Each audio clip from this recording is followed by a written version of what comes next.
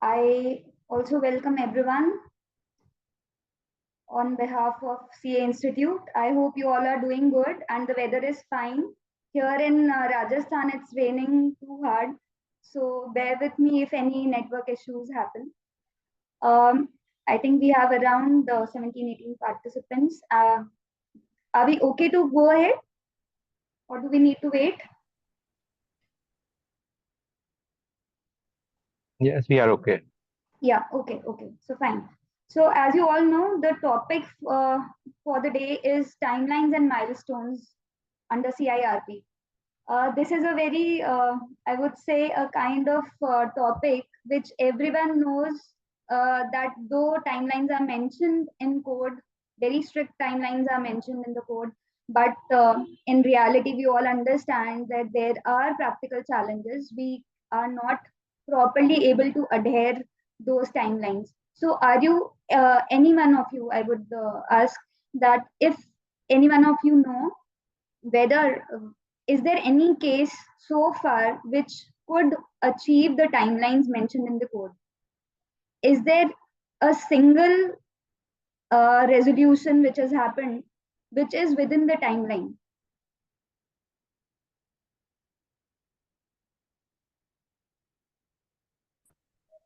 I would request. In my case, I could do it now. We don't have any idea what to say. It's very rare. Normally, the timeline which is mentioned, the cases.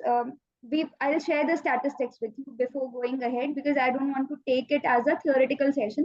We all understand whenever an assignment will come to us, we will study the regulations, what are the timelines. Even if we are not aware, we will study that and we'll come to know what is the timeline and all. So theoretical part I'll take later on. But what my focus is to share with you is during these 7 years of IBC, what is the overall trend? What is the statistics? How we stand in the global perspective? That is what we will share today. So let me know if I can share my screen and if it is visible to all. Power on. Bluetooth mode. Okay, so can you all see the screen? Yes, ma'am, we can see. Yes, it is up here. Yes, sir. So here I think you can all see that this is the overall status. I have the statistics till 2024 March. So here we can see this is the statistics of CIRP cases done so far from 2016-17 onwards till 31st March 2024. So here the statistics which you can see is that, should I enlarge the screen to make it more visible? If it is more visible now.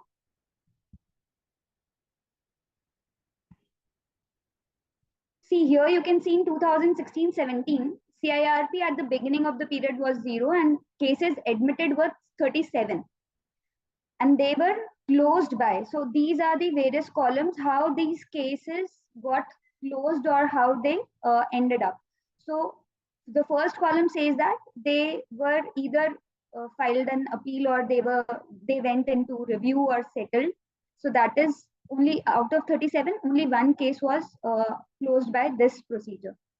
There was no case which was withdrawn under section 12A. Approval was also not there in the first year itself, and there was no commencement of liquidation also in the first year itself. So the total is out of 37 cases which were admitted, the CIRP at the end of the period was 36.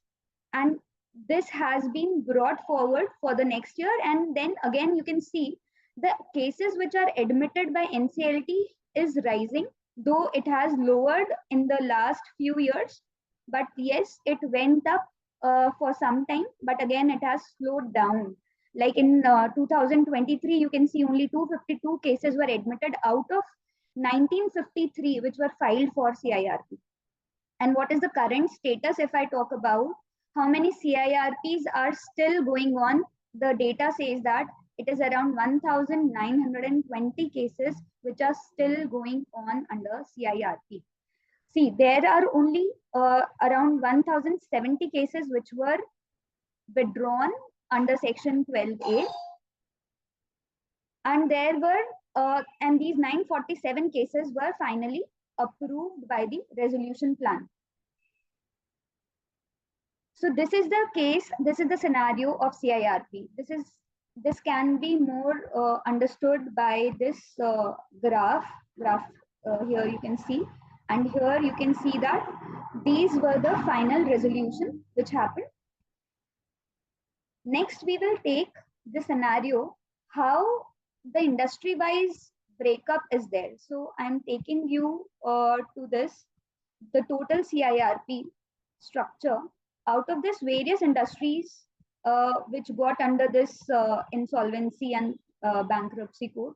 So there were cases from food and beverage industry, also chemical industry, electrical and machinery industry, and so on. And this is the final status. These are the cases which are going on around. The statistics will match whatever we have studied so far. So it will again match with these 19, 20 cases. So this is the sectoral bifurcation.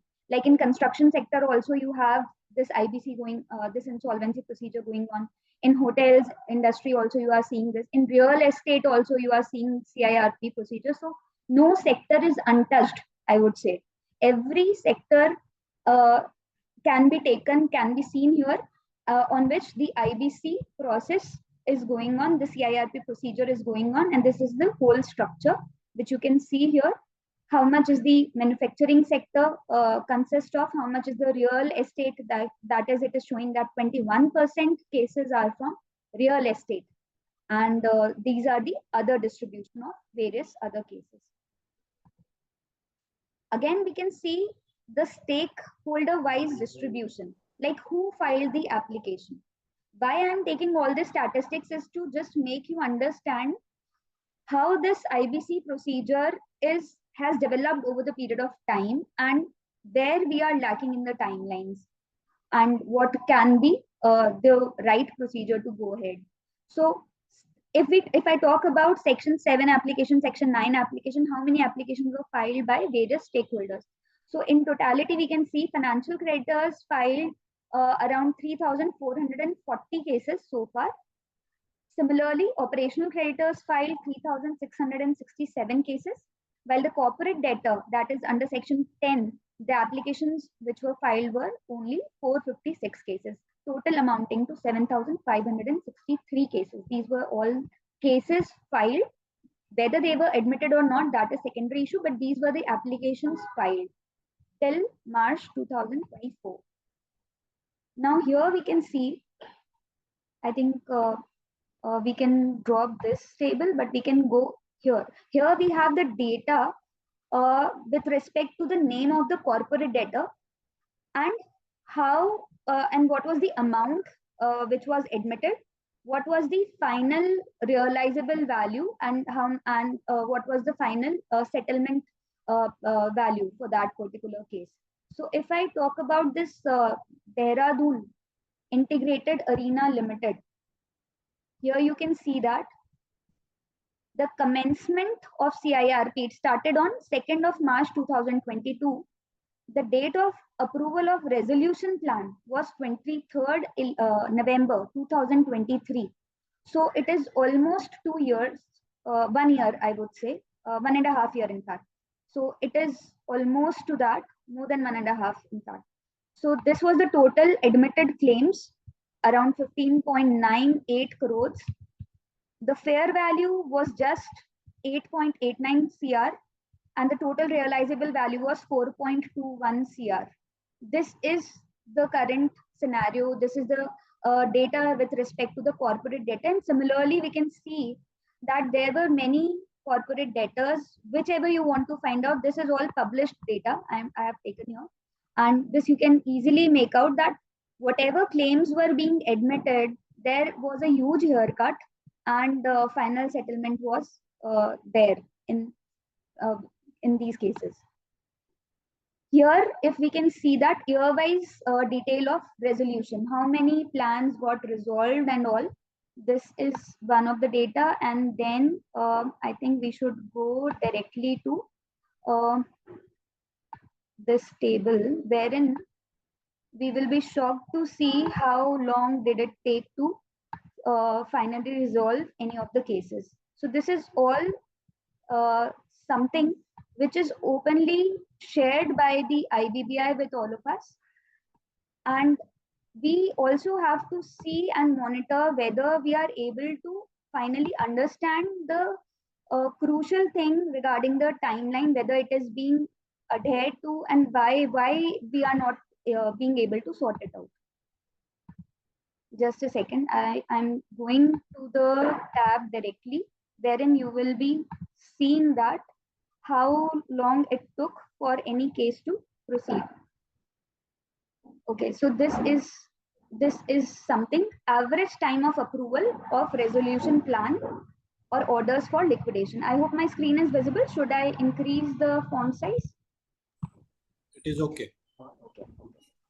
So here you can see that from insolvency, from this commencement of CIRP date, number of processes covered around 678, and the timelines for CIRP cases, which is excluding the which is including the excluded time. 610 days is the average time which is mentioned here to complete a case, to finally resolve a case. So this is the average time taken which is mentioned here in 2023. Then similarly we can see here in 2024 it is saying that it is taking around 847 days to complete. So this is where the alarming situation is. It is going beyond, though in the code itself, it is saying that it should, complete within 180 days or max to max within 270 days, if you allow 90 days time limit also. Still, it is not completing within that time limit. It is on an average taking a lot of time to complete. And this we all know, this is the statistics, this is the alarming situation, why we are not able to reduce it even after 7 years of time. We are not able to reduce that. And this is the data regarding, see, in whole country, we can see that these kind of cases are being filed. No state is also untouched by it. This is all published data. So my point was just to share the statistics that the average time taking is more than 600 days, which the code, which the IBBI is itself saying that the timeline, though it is mentioned in the code, is not being adhered to. So now I will share the final presentation where we are lacking, how we can cope up with it, how we can resolve all these issues, whether there is anything under our control or not. That is the biggest question which is there in all our mind. So if any one of you can tell me, there was something in the budget this time regarding IBC. Can anyone tell me what was that in the budget? Sitaraman was questioned about the timeless one. Sorry, sir?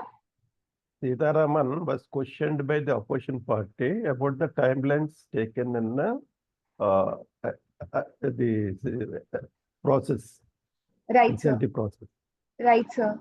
And do you know the reply for that, or what was the final conclusion in the budget? There was something in the budget also for this IBC. Besides tax. She said she's taking all the steps. And she So said, new tribunals will be formed to expedite the process new of tribunals IBC. are formed. Yeah. Yes. Immediately that care was taken. Yeah. Right, sir. So as we all know that the initial level is the tribunal only, NCLT. It takes a lot of time to, when we file the application and it finally gets approved or rejected. So it admitted or rejected. So the time taken by NCLT is too much. The first stage itself is taking a long time. And therefore, there was a demand of, increasing the tribunals all over. And just to relieve everyone for that, new establishment of tribunals is one of the key considerations in this budget. I don't know by what time they will set it up, but yes, it is under their consideration that new tribunals will be set up. with this budget itself. Ma'am, that is only for handling IBC cases, is it? So that is not specifically mentioned, but yes, with respect to IBC only, they mentioned that separate tribunals will be established. So this is what I believe, that it is for the IBC to expedite the process of IBC. Yes, ma'am. Thank you. Yes. Before I delve into the theoretical aspect, would anyone of you like to share your experience? How long it has been taken in your case? The minimum or the maximum time if you are able to resolve your case? I'm actually, the case is going on. Okay. I've been appointed as replacement RP because the first RP was replaced after 1 year. Okay. The CIRP was, initiated in 2022, February, and still it is going on. We are in 2024. Your case started in which year, sir? 22. 22. Okay. Okay. So still it is going on, and just because of the reason that, the stakeholders are fighting each other and etc. etc. I don't want to reveal much of a. Of course, sir. So just I wanted to have. I just wanted to tell you that I'm handling a case which is more than 2 years, 2.5 years old. Yes. Approximately that is the timeline for each and every case. So, any one of you has handled the personal guarantor case so far? How is the scenario there?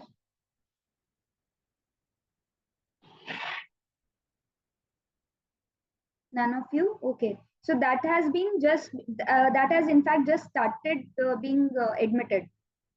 I don't think there has been any resolution so far. The cases have been started to recently admitted. So there's a long way to go for that also. And PPIRP, any one of you has dealt with PPIRP, pre-packaged insolvency for MSME?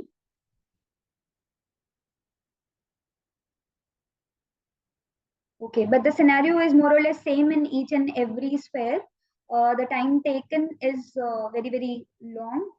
It is, the theoretical part is obviously different, and the practical aspects, as we all know, is different.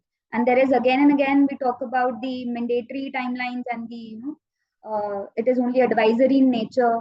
And that is something, again, a debatable issue for everyone. Why it is always that for us, it is mandatory, and for NCLT, it is always advisory. So, but we cannot, take that up, because that is something, common argument which is going on everywhere. So, I'll just share my screen with the PPT. I hope my screen is visible.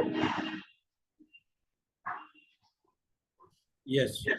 Okay, sir. You may Yeah, I'll just increase the size. Okay, so we are connected with two topics for the day. One is the timelines, and the second is milestone. I would say these are two, they can be studied together also in one aspect. And if we can bifurcate, then we can understand that by the introduction of this IBC itself, a huge impact has been created in the overall economy. So that is why it is again and again being discussed in the meetings of the departments also, in the amongst the politicians also, that is a common thing, that the purpose for which IBC was brought into was to quicken the procedure of winding up.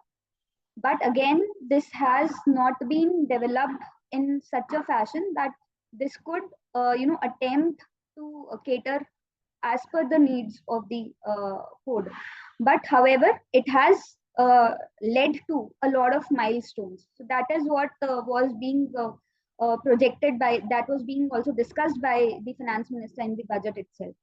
And the timelines, I would say, timelines is not only for us to understand, but it is also something which we must make our staff understand, that this is a timeline and within which we have to prepare. And besides the insolvency professional, the COC has to be educated about this timelines, because if they handle the situation along with us within the time, without any further delays, then this procedure will, take the form in which it should have been.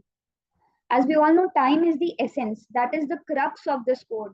That is why various timelines are mentioned in the code itself. For each and every task you are given that this should be completed within 7 days or 10 days or 30 days. Whatever the timeline is given, this whole code suggests you it has to be done within this much of time. Within a particular time frame you have to go. So this is the only code, or this is the only legal document where I would say that the timelines are specified, and therefore it is mentioned that time is of essence. There are various case laws also which discuss the same fact. Like in case of SR Steel India Limited versus Satish Kumar Gupta, the Supreme Court ruled on the resolution plan for SR Steel, highlighting the importance of completing the CIRP within the stipulated timelines. Allowed for specific extensions beyond 330 days in exceptional circumstances, but emphasized that the process should not be unduly delayed. So, except a few exceptional circumstances, it should not be delayed by beyond 330 days. That was something which was highlighted in this particular case. You should always try to complete the procedure within the time, but there could be a few exceptional circumstances, and therefore we can also see that there is a term called here is excluded time. The time which is excluded, it is not calculated, it is not adding, it is not added at the time of calculating these days. Next case I have taken it's not from India, it's from United States. It's Lehman Brothers Holding Inc. Here also, it is a case where very complex insolvency was dealt by the department there. There also they mentioned that even if it is a complex case, it should be handled within the strict timelines. The case involved a massive global restructuring and liquidation process that highlighted the challenges and importance of timely resolution in global financial markets. Because if you keep on delaying something, it will impact the shareholders, it will impact the valuation of the assets, and ultimately the realizable value will fall down. So that is why it is saying that the crux of IBC is to maximize the value of the assets, which is not happening if you are keep on delaying the process. And the judgments simply talk about these things because it is not only from the perspective of the resolution professional, it is also from the perspective of the NCLT or NCLAT or any of the authority. If they are delaying it without any genuine reason, then it is hampering the overall situation. Next case is Tata Steel UK Limited versus Liberty House Group. It addressed the challenges of completing complex cross-border insolvency proceedings within prescribed timelines under UK law. It emphasized the need for efficient coordination among the stakeholders and timely submission of resolution plans to avoid the delays. I think you all can understand if a case is, if there is any domestic case also, it takes a very long time. So what happens if it is a case of a cross-border insolvency? That will take, double or triple the time. So again, the situation would not be very much favorable for the corporate debtor or for the stakeholders themselves. Therefore, it was specifically mentioned that in case of cross-border insolvency also, efficient coordination is required amongst all the stakeholders, and again, timely submission of resolution plan was expected to avoid the delays. Next case is State Bank of India versus Ramakrishna and others.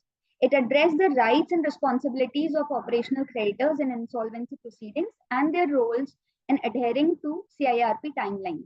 See, here again, you can see that it is not just the resolution professional who has to again and again adhere to the timelines.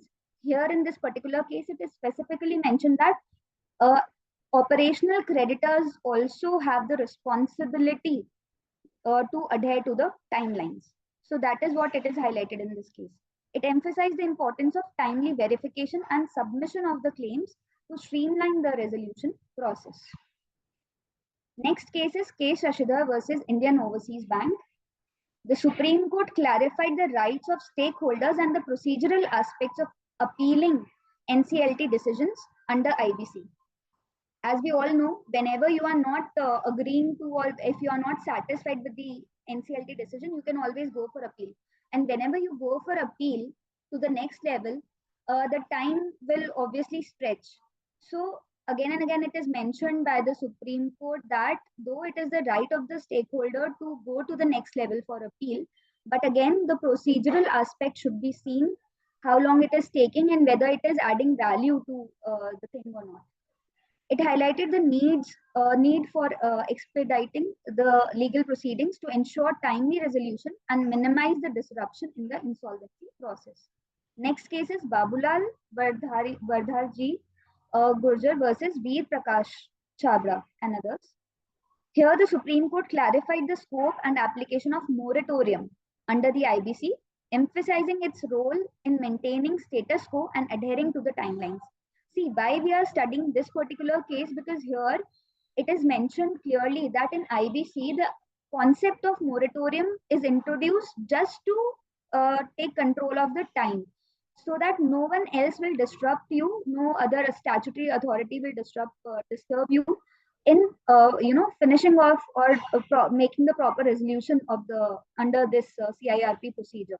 So the concept of moratorium was introduced for that reason only. And as we all know, there are many case laws with respect to various statutory authorities, whether like PMLA, whether it supersedes IBC or not, or in case of custom laws, whether it supersedes, whether it can take control of the assets or not. So all these cases are there, but again and again, it is emphasized that the concept of moratorium was introduced so that we can adhere to the timelines and we can finish off the case within the time itself. It reaffirmed the need for strict adherence to the moratorium period to facilitate effective resolution without external disruptions. So these are all the cases which we have discussed. These are the very highlighted cases with respect to the timeline, which clearly mentions that it is not just the resolution professional who has to take care of the timeline, but other stakeholders also have equal responsibility to adhere to the timeline. Also, it has focused on the various authorities like NCLT or NCLAT. They have also similar responsibility to dispose of the cases so that we can finalize everything within the time frame which is given in the IBC. Now I'm taking one of the case, that is SR Steel India Limited versus Satish Kumar Gupta. What has happened in this particular case, how this was finally resolved, how much time did it took to resolve, what happened to the final valuation of the assets, whether it declined substantially or not. So all that thing we will discuss in this particular case. So what is the background of this case? SR Steel was one of the largest and most high-profile insolvency cases in India, with significant debts owed to financial and operational creditors. The insolvency process for SR Steel was initiated under the IBC, and ArcelorMittal emerged as the successful resolution applicant with a bid of approximately 42,000 crore. So what were the main issues in this case? First issue was regarding adherence to the timelines. The CIRP of SR Steel took significantly longer than stipulated 270 days. The process stretched over 600 days, raising questions about the enforceability of IBC timelines. The delay was caused by multiple rounds of litigation, including challenges to the eligibility of ArcelorMittal as resolution applicant and disputes over the distribution of proceeds among the creditors. So because of various litigations and various challenges, there was a delay. The second issue here was role of the committee of creditors. The COC's decision-making power and the distribution of proceeds became contentious. The COC initially approved ArcelorMittal resolution plan, which proposed full payment to the financial creditors, but offered much less to the operational creditors. Operational creditors challenged the COC decision, arguing that the plan was discriminatory and violated the principle of equitable treatment of all the creditors. The third issue was judicial intervention and interpretation. The NCLT and NCLAT intervened in the distribution of proceeds, modifying the COC approved plan to ensure a more equitable distribution among all the creditors. The NCLAT's decision to provide equal treatment to operational creditors led to further litigation, with financial creditors arguing that it undermined their priority status under the IBC. What was the ultimate impact, or what was the implication? Firstly, it made a very significant impact on timelines. The significant delay in completing CIRP highlighted the challenges in adhering to IBC timelines, particularly in complex and high-value insolvency cases. The Supreme Court's emphasis on strict adherence to timelines and the limited scope for extensions reinforced the need for efficient judicial and administrative process to avoid undue delays.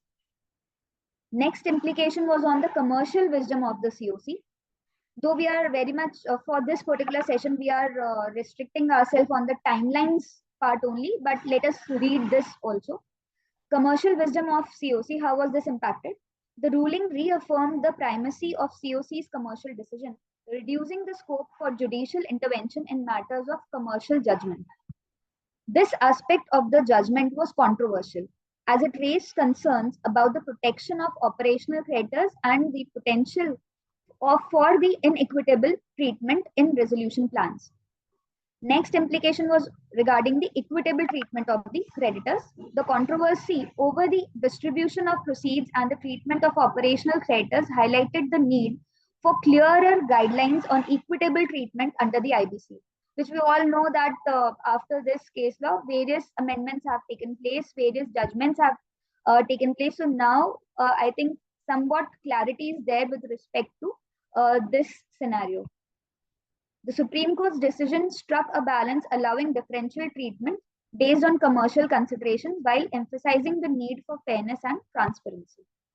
What was the final Supreme Court judgment here? The court upheld the COC's commercial wisdom, stating that the COC has final authority to approve or reject resolution plans based on their commercial merits. The court ruled that while COC must ensure equitable treatment of all the creditors, it has the discretion to differentiate between financial and operational creditors based on the specifics of the case. And this is the final verdict we must stick to.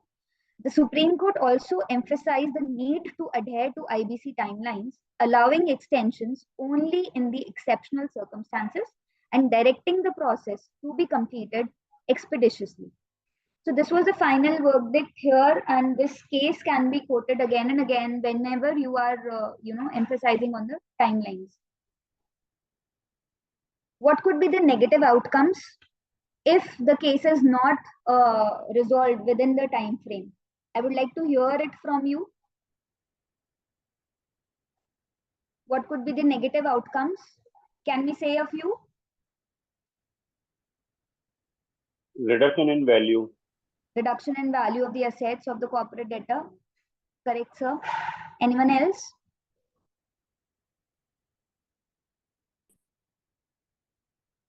We are talking about negative outcomes. Unnecessary query by the DC. Of course, a lot of arguments, delays. How does it impact your fees, sir? Yes. After 1 year or 1.5 years, then the COC would not like to give the fees. Yeah, that is what. So Yeah. we should also be aware of our duties to, finish off it within time. Otherwise, we will not be getting remunerated out of what we are doing, actually. Let's see what are the various negative outcomes of it. Erosion of asset value. Prolonged insolvency proceedings can lead to asset value deterioration, loss of customer trust, and disruption of business operations. It also leads to increased cost, Longer timelines often mean higher administrative and legal cost, which can further strain the financial resources of the corporate debtor. Stakeholder fatigue, that is the next negative outcome. Protracted processes can lead to stakeholder fatigue, decreasing the willingness of the creditors and investor to engage constructively in the resolution process. Because again and again, if the procedure is not going in a smooth way, if it is delaying unnecessarily, people will also resist to take part in the meetings, and they will not favorably be associated with us. So that is how it is negatively impacting. Next is, it will also increase the judicial burden. Extended timelines can contribute to the backlog of cases in tribunals, affecting the overall efficiency of the insolvency resolution system. Besides that, as you all can understand, if there is a delay and if the process is not going smooth, we won't be able to get good resolution plans also. So ultimately, it is impacting the overall basis for which this IBC is formed. Are there any positive outcomes also? Before I proceed, can any one of you think of the positive outcomes? If there is a delay, is there any positive outcome or result of that?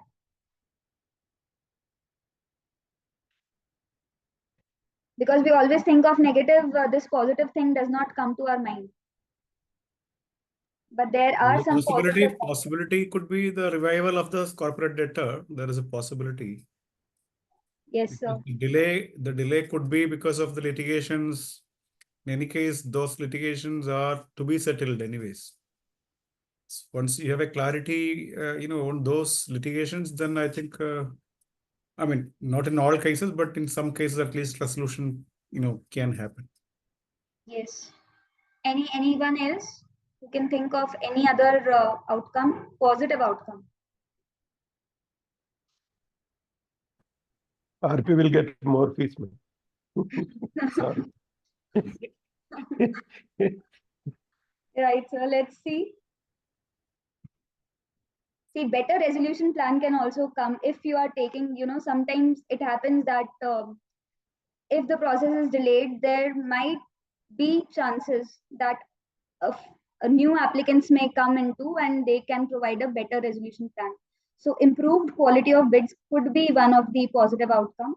Additional time may allow for more thorough preparation and submission of resolution plans, potentially leading to better offers and more sustainable business revival strategies.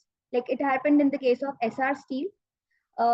Extended timelines allowed for more competitive bidding, which ultimately maximized creditor recovery.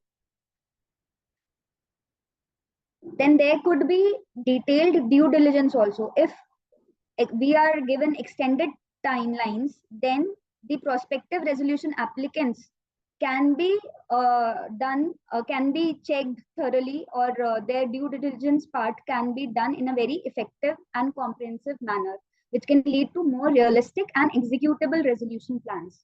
Sometimes when the time is not sufficient, we are not able to check in depth sometimes. So that is why it is said that due diligence will be in detail if the time is allowed, if more time is allowed, but it does not at all mean that we have to keep on extending the time. It should not be like that. But if it happens by chance or any other way, that this can be utilized for this purpose. That is what it simply means. Next point is stakeholder negotiations.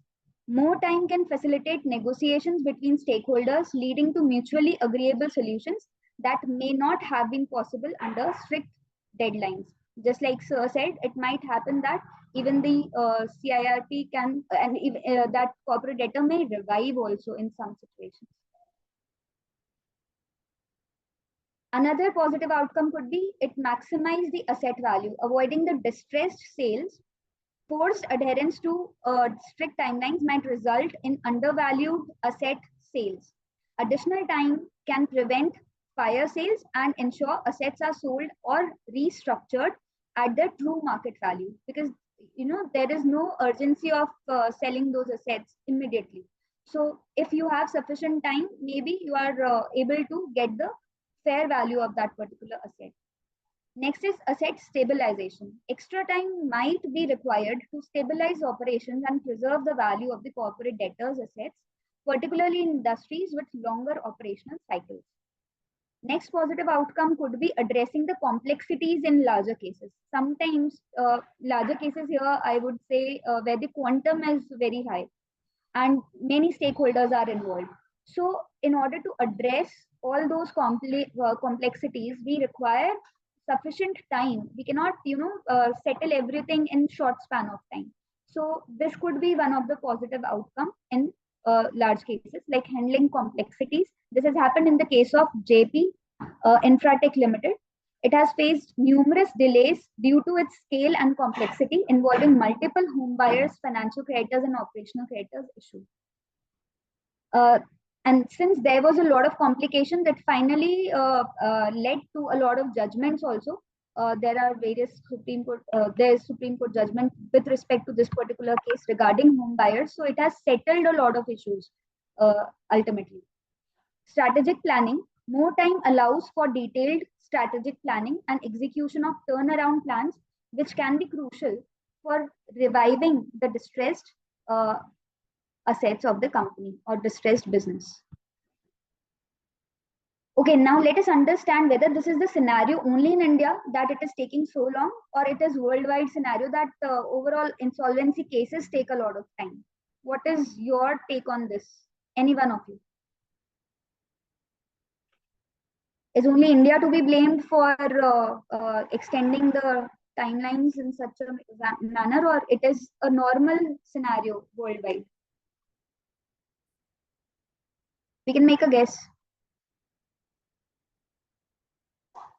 It must be normal. So one India thing it should come to your mind that one of the countries yes, sir. facing this problem. Sorry, sir, we could not hear you.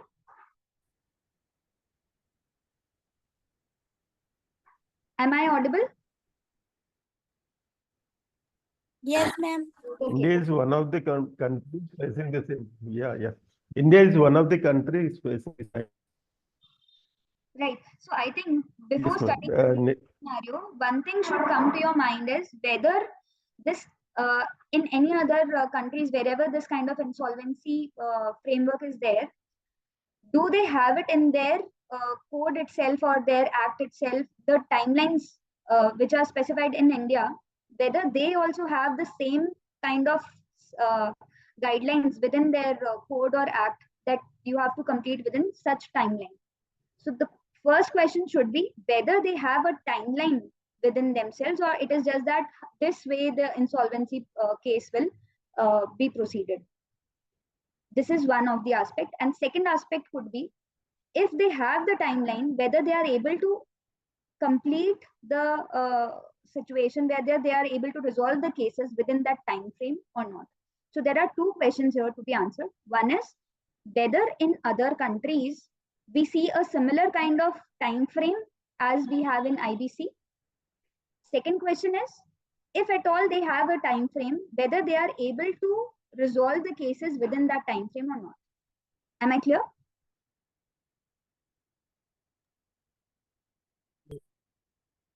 Am I clear? Can I go ahead? Yes, ma'am. Yes. Yeah. So let us understand in case of United States, there they call Chapter 11 bankruptcy. The insolvency cases are taken up in this in this Chapter 11 bankruptcy. So what is the timeline mentioned there?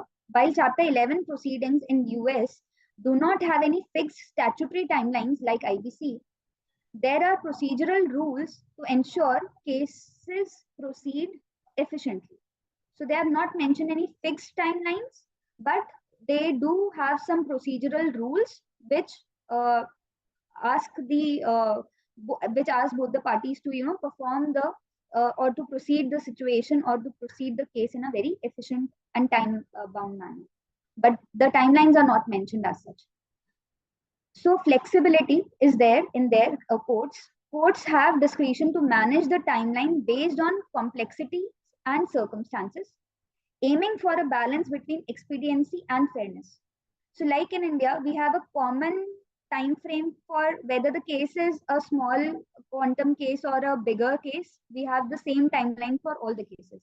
But there in the United States, they have bifurcated, or they have different set of timelines, as we can say. The discretion or the flexibility is there with the courts.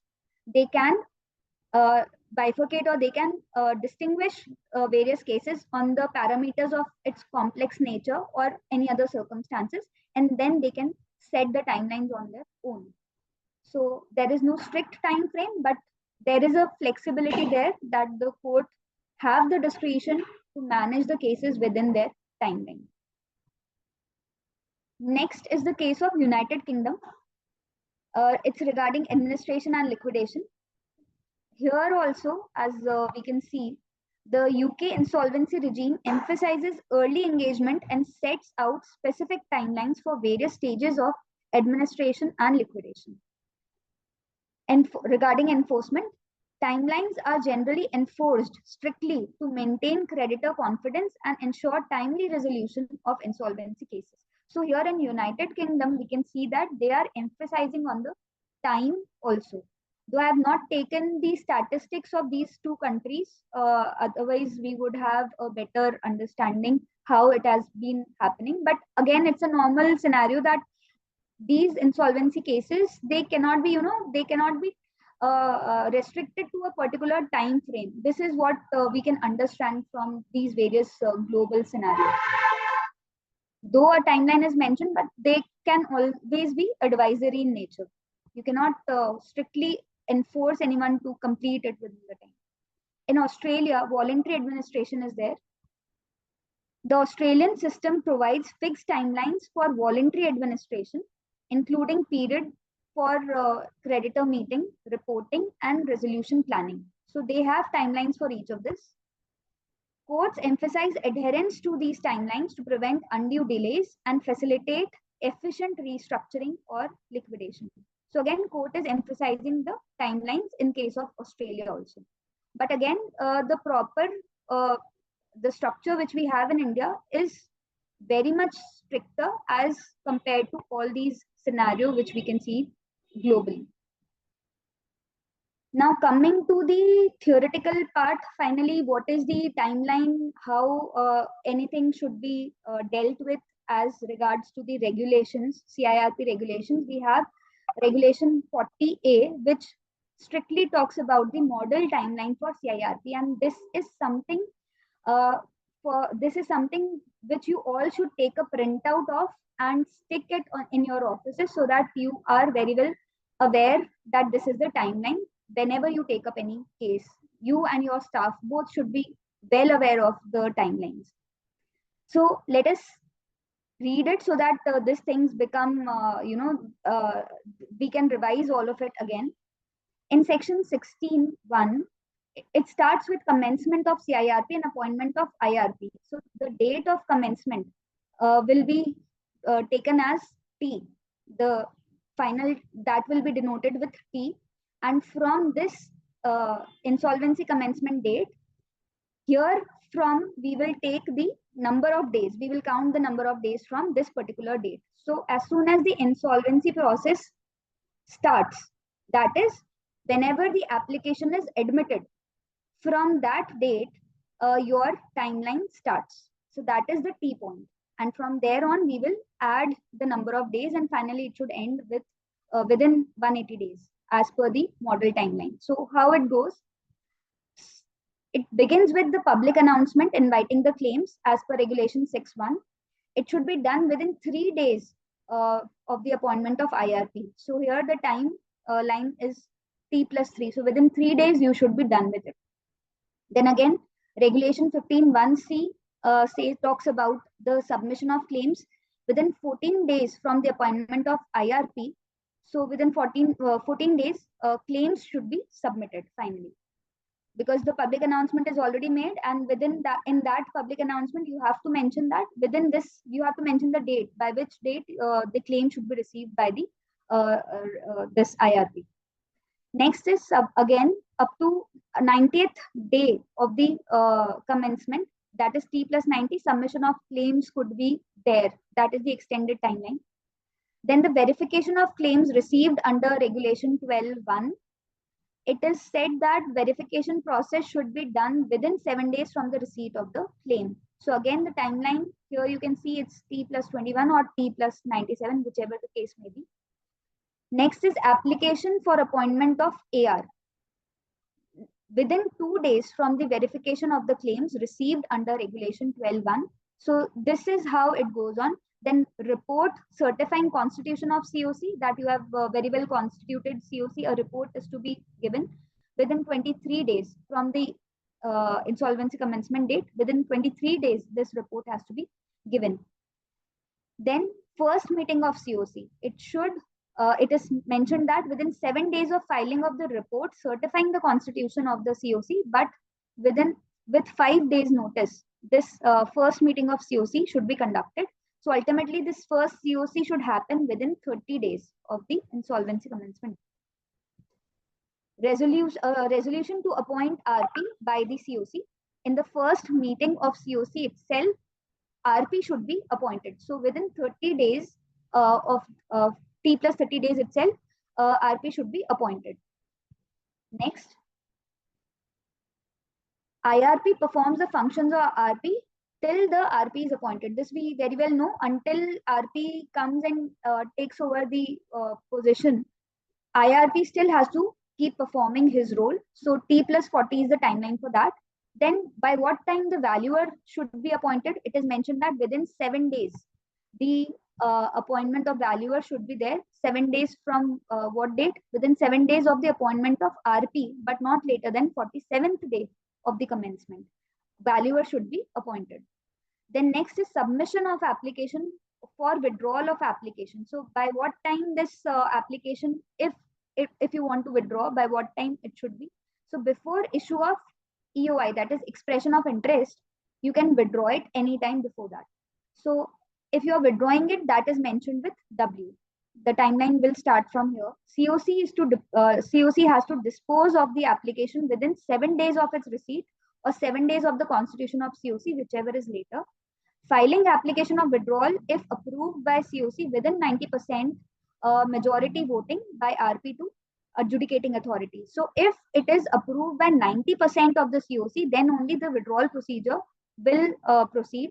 And if majority has happened, then it is the duty of RP to send this application to adjudicating authority. Within 3 days of the approval by the COC, this has to take place.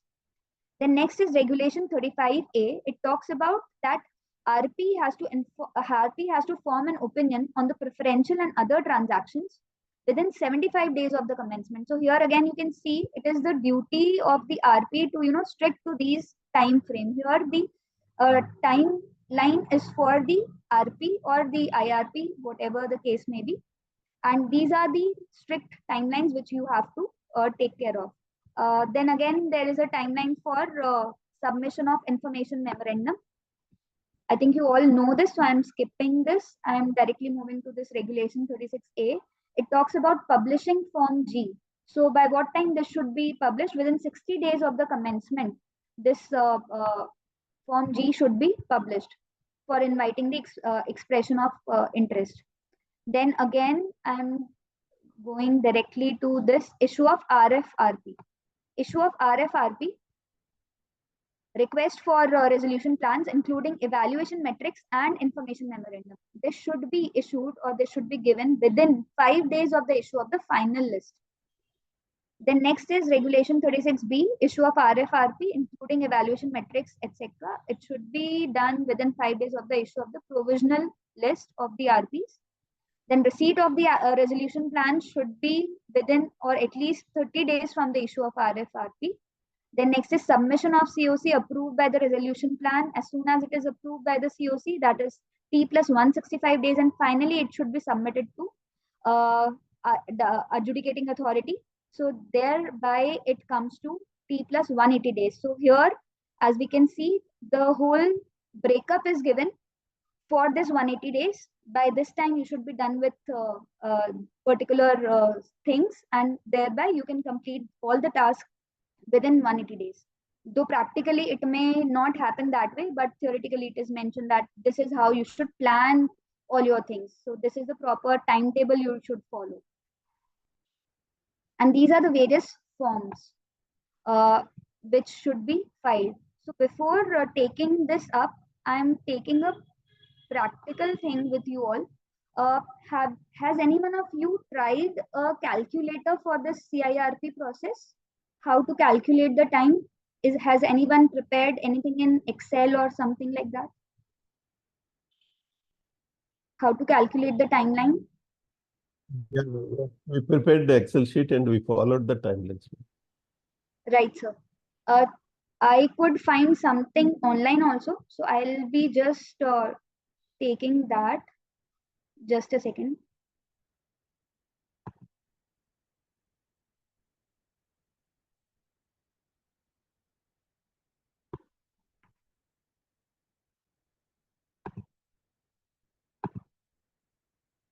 Just let me know if my screen is visible.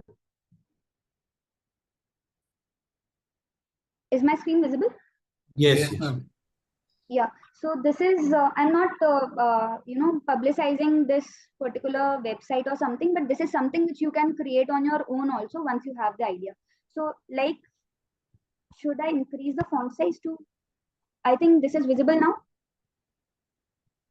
Yes. It Yes. is CIRP time calculator. So how does it work?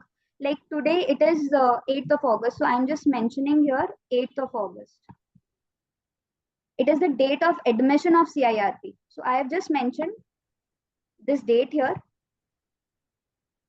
It directly tells me that CIRP shall be completed by 180 days. So by what time it should be completed?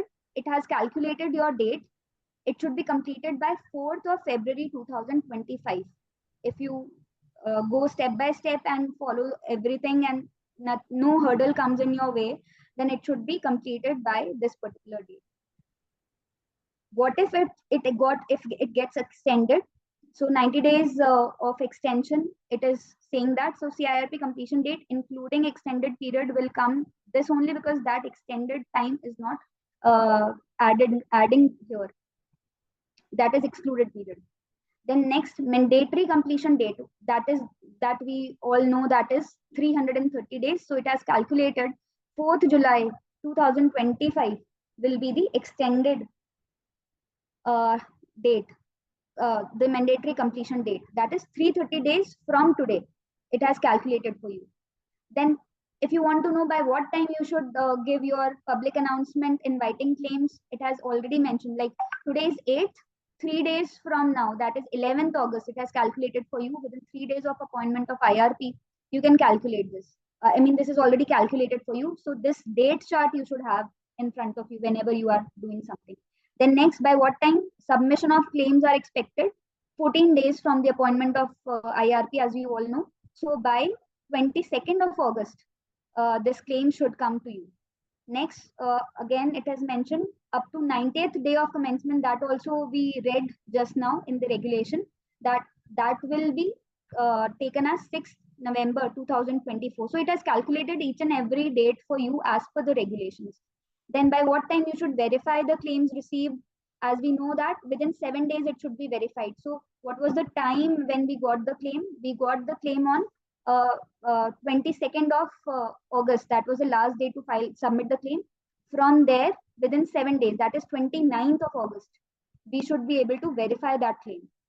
Then again, verification, if the time period is extending, then 13th of November will be the date for that. Application for appointment of authorized representative. Whatever you have studied just now theoretically, it is showing you practically these are the dates. And you can, put your date of admission of the case, and then you will have the complete date sheet with you in front of you, that these are the timelines where you have to take care of. So you can mark that in your calendar and something like that. You can have it in front of you.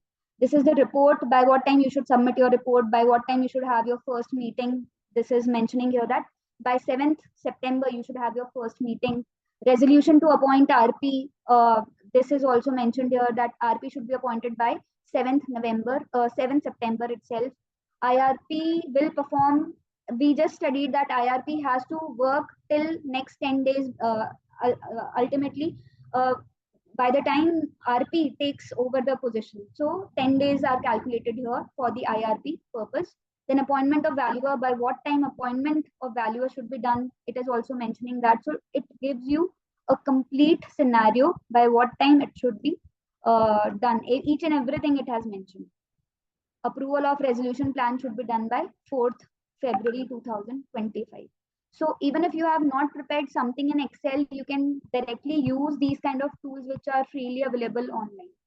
Ma'am, does this require a subscription to IBC laws, or is it? You can directly Google that. I have just put this Okay. IBC a CIRP calculator. You can just put that, or you can just note the citation. Yes. Thank you. You can directly use that.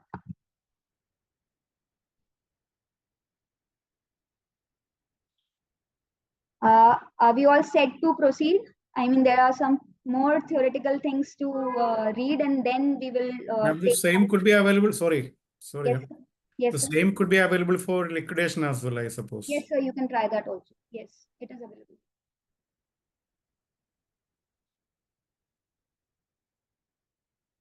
But don't try it right now, no? Do it after the session. No, sure. Okay. So I'm taking the next part regarding this timeline itself. What all forms you need to submit? So what all forms do we have to submit? One is IP1, that is pre-assignment. This includes consent to accept assignment as IRP or RP, the details of IP and the applicant, the details of the person which will undergo the process and all. So it's, as we all know, we simply call it Form 2, the consent form. So the Form 2 should be filed within 3 days of the signing.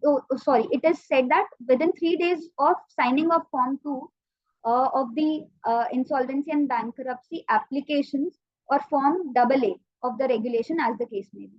So within 3 days, you have to submit this IP1. Do we do this?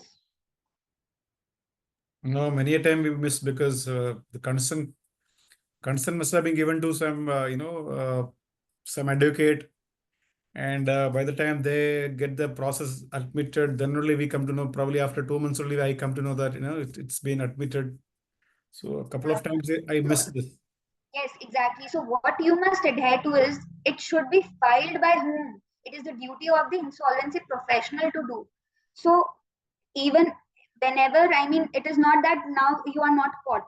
I mean, even if you are not filing this form, no one is, blaming you, or no one is filing any penalty on you. But it may come to their notice later on. Anything can happen, any disciplinary action can be taken. So you all must be aware that whenever you are filing this form 2, within 3 days of signing this form, IP1 is to be submitted. That is very, very important. Till now, I don't think there is any case where any disciplinary action has been taken for this particular thing, or there is any penalty for this. But still, it is mentioned, and therefore you have to be aware of it. Next is CIRP1. I think we all know how many CIRP forms are there. Can anyone let me know? How many CIRP forms are there? 8, I suppose. 8. Should I lock it? Anyone else? 8 is the right answer, sir. So we will see all the 8 forms, what is the time limit for that, who has to file that, and everything. So CIRP1, from commencement of CIRP. So what you have to, I think this session should be utilized for the purpose that who is supposed to file this form, what is the time limit to file this form, and for what purpose this form is filed. Even if you are this is a refreshing kind of series for you, take it that way. And if you are not aware, then also, I mean, this will be a knowledgeable thing for you all. So from commencement of CIRP till issue of the public announcement, you have to file the CIRP1. It should be filed with, it should be filed by IRP within 7 days of making the public announcement under section 13.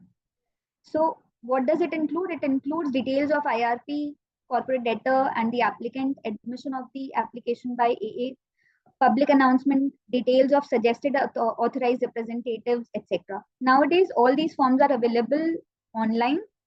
So you can simply click on the form and then you can check. If we are allowed the time, we can also check what all details are there to be filled in that.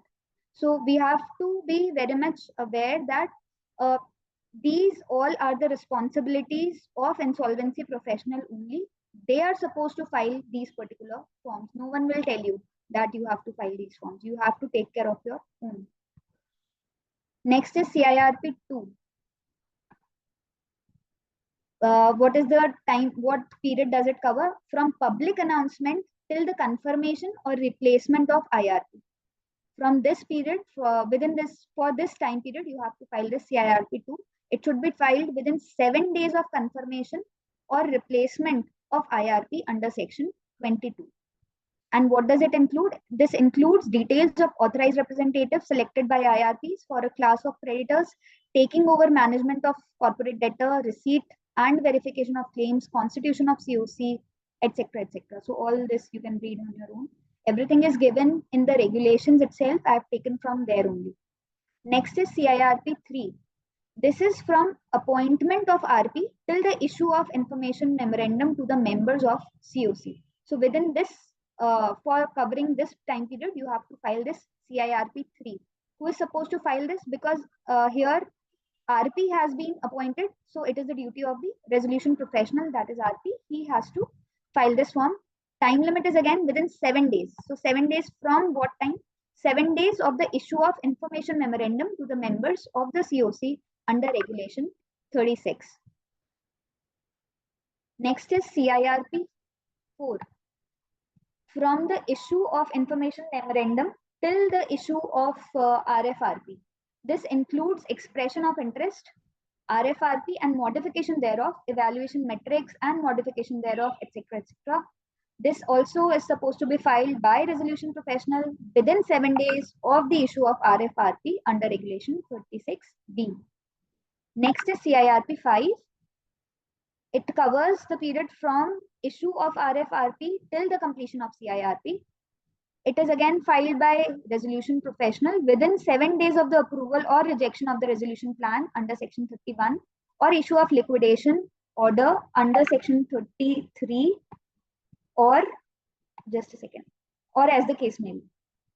It includes updated list of claimants, updated COC, details of the resolution applicants, details of resolution plan received, etc., etc. So it's a complete form detailing everything regarding the resolution plan. Next is CIRP 6. Normally, this is known as event-specific form.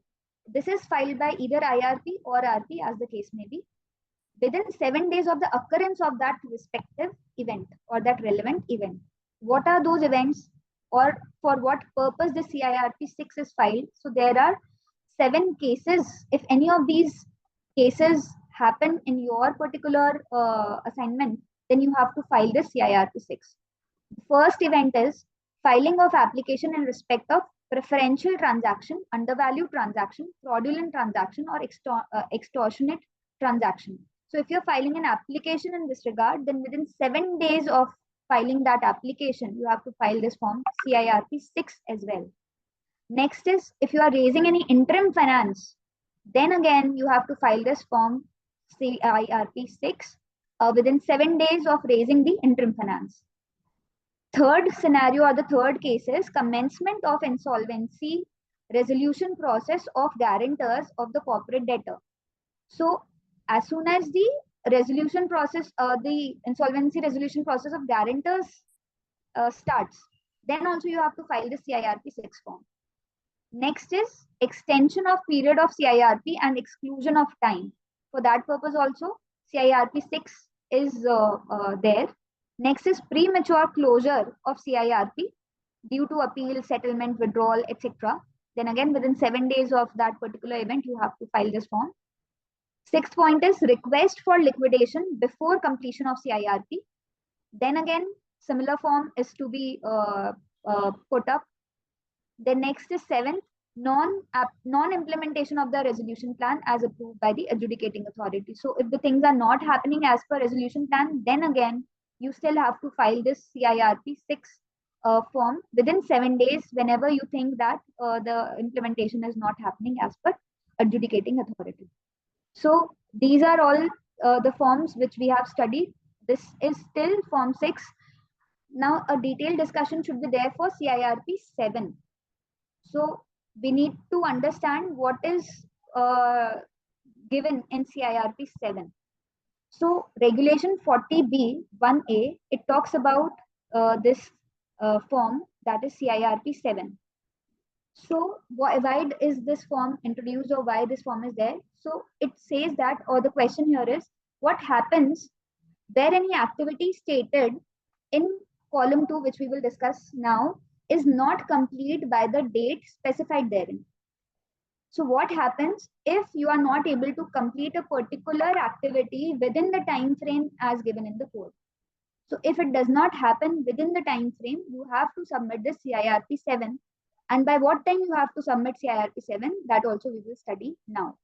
So just now, as just to summarize, I would say that whatever timelines you have studied so far, suppose you are not able to do that activity, or that particular activity could not be completed within the date specified therein, then do we have to report it out somewhere? Yes, we need to report it out. In what form we have to report out? We have to report that thing in CIRP 7. So wherever there is a time lag, or wherever we could not complete within the time frame, or that 180 days parameter is not being met, then you have to file the CIRP 7. So I think broadly in all the cases, CIRP 7 would be filed. But do we have to keep on filing it again and again? That could be one of the questions. We have already filed one CIRP 7, so do we have to file it every month, or what is the frequency of filing that particular CIRP form? Anyone has any idea regarding this CIRP 7? Have you ever filed this form?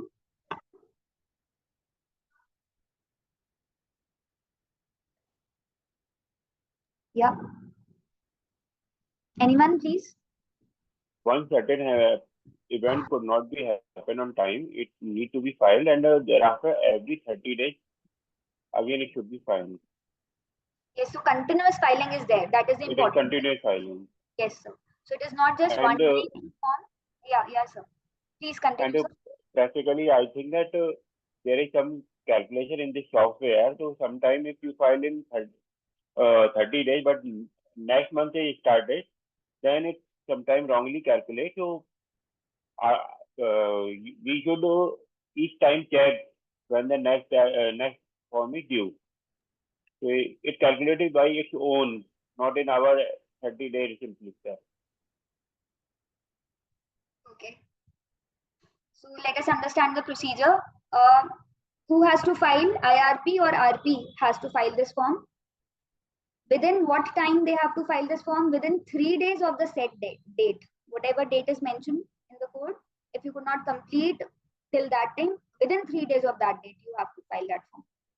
Then again, it requires, as sir already mentioned, it requires a continuous filing till you are not doing that particular activity. So it is not just that once you have said that I have not done this, that is sufficient. You still have to finish that work. You still are given extended time to do that. Now, whenever till which date you are finally doing that thing, till that time you have to keep on filing the form. So it is saying that every 30 days until the said activity remains incomplete, you have to keep on filing this CIRP 7. And what is the fees of filing the CIRP 7? Anyone knows? Is there any fees associated with it? Yes, there is fee. Yes, sir.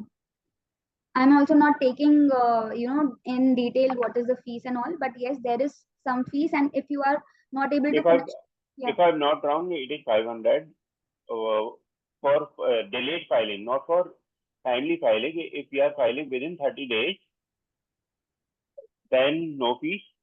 if repeated filing is delayed, then delayed fees, and that is, I think, 500 per month plus GST. Right, sir. Right, sir. So I'll be taking that up in next slide. So these are the various activities for which CIRP 7 is to be filed. So just as you read this question, what happens where any activity stated in column 2? So this is column 2, activities which could not be completed within the specified date. So these are the 5 activities for which CIRP 7 should be filed. First is if you could not make the public announcement within the time specified, that is T plus 3 days. Next is appointment of RP. If it is not made within 30 days, then again you have to file the CIRP 7. The next is information memorandum is not issued within 92 days from the date of public announcement. Then again you have to file the CIRP 7. Fourth is RFRP is not issued within 10 days from the date of issue of IM to the committee. Last is CIRP is not completed by 180th day. Then also you have to file the CIRP 7. So just a small question before I proceed. If I do not appoint valuer, though there is given, the time is mentioned that we have to appoint valuer up till such and such date.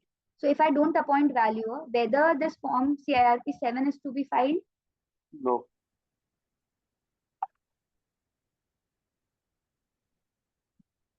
For the non-appointment of valuer or something? Whether we No, have to file this It form? is not required.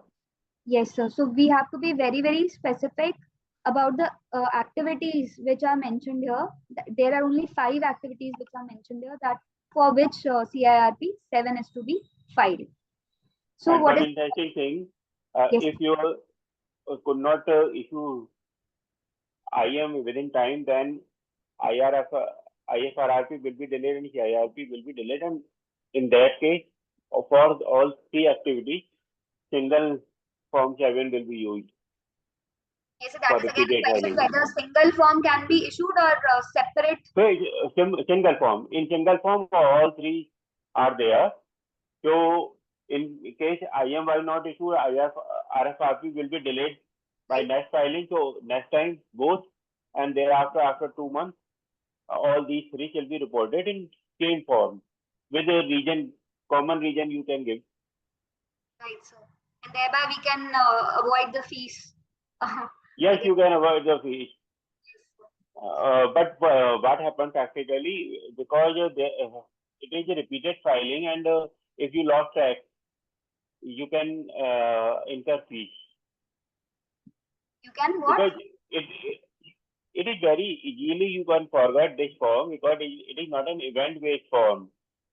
So after 1 or 2 reporting, you usually miss next filing, and that is the revenue earning for IBBI. Right, sir. And has it ever happened that COC is saying that why every time late filing is there? You should ask, but usually what they say, if it is your duty, it was your duty and you should bear it.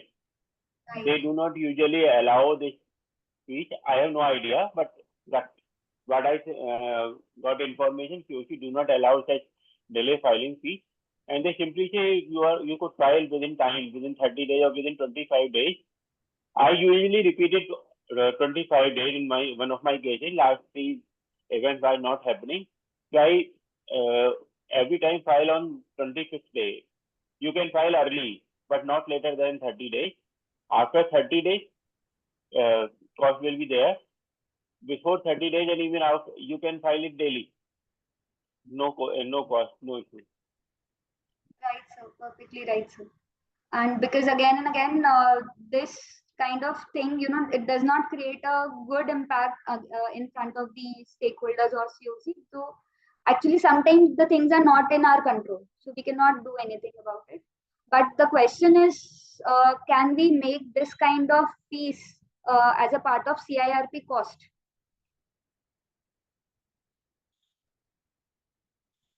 I cannot say. I think it should not be part of CIRP, sir, because it is our professional fault, in my understanding. But sometimes the things are not in our control. So it is your way how you look at it. I mean, if you can convince COC, then that can be taken that way. So if you all know, nowadays frequent COCs have to, the timeline for meeting has also been amended for COC, and in every meeting you have to present or you have to get the approval for the CIRP cost. So you have to tell them what are the costs which are incurred within the month or so. So in that you can present this kind of thing also in front of them. If they approve, then it can form a part of it. Otherwise, it's a small amount, you can bear it from your pocket also.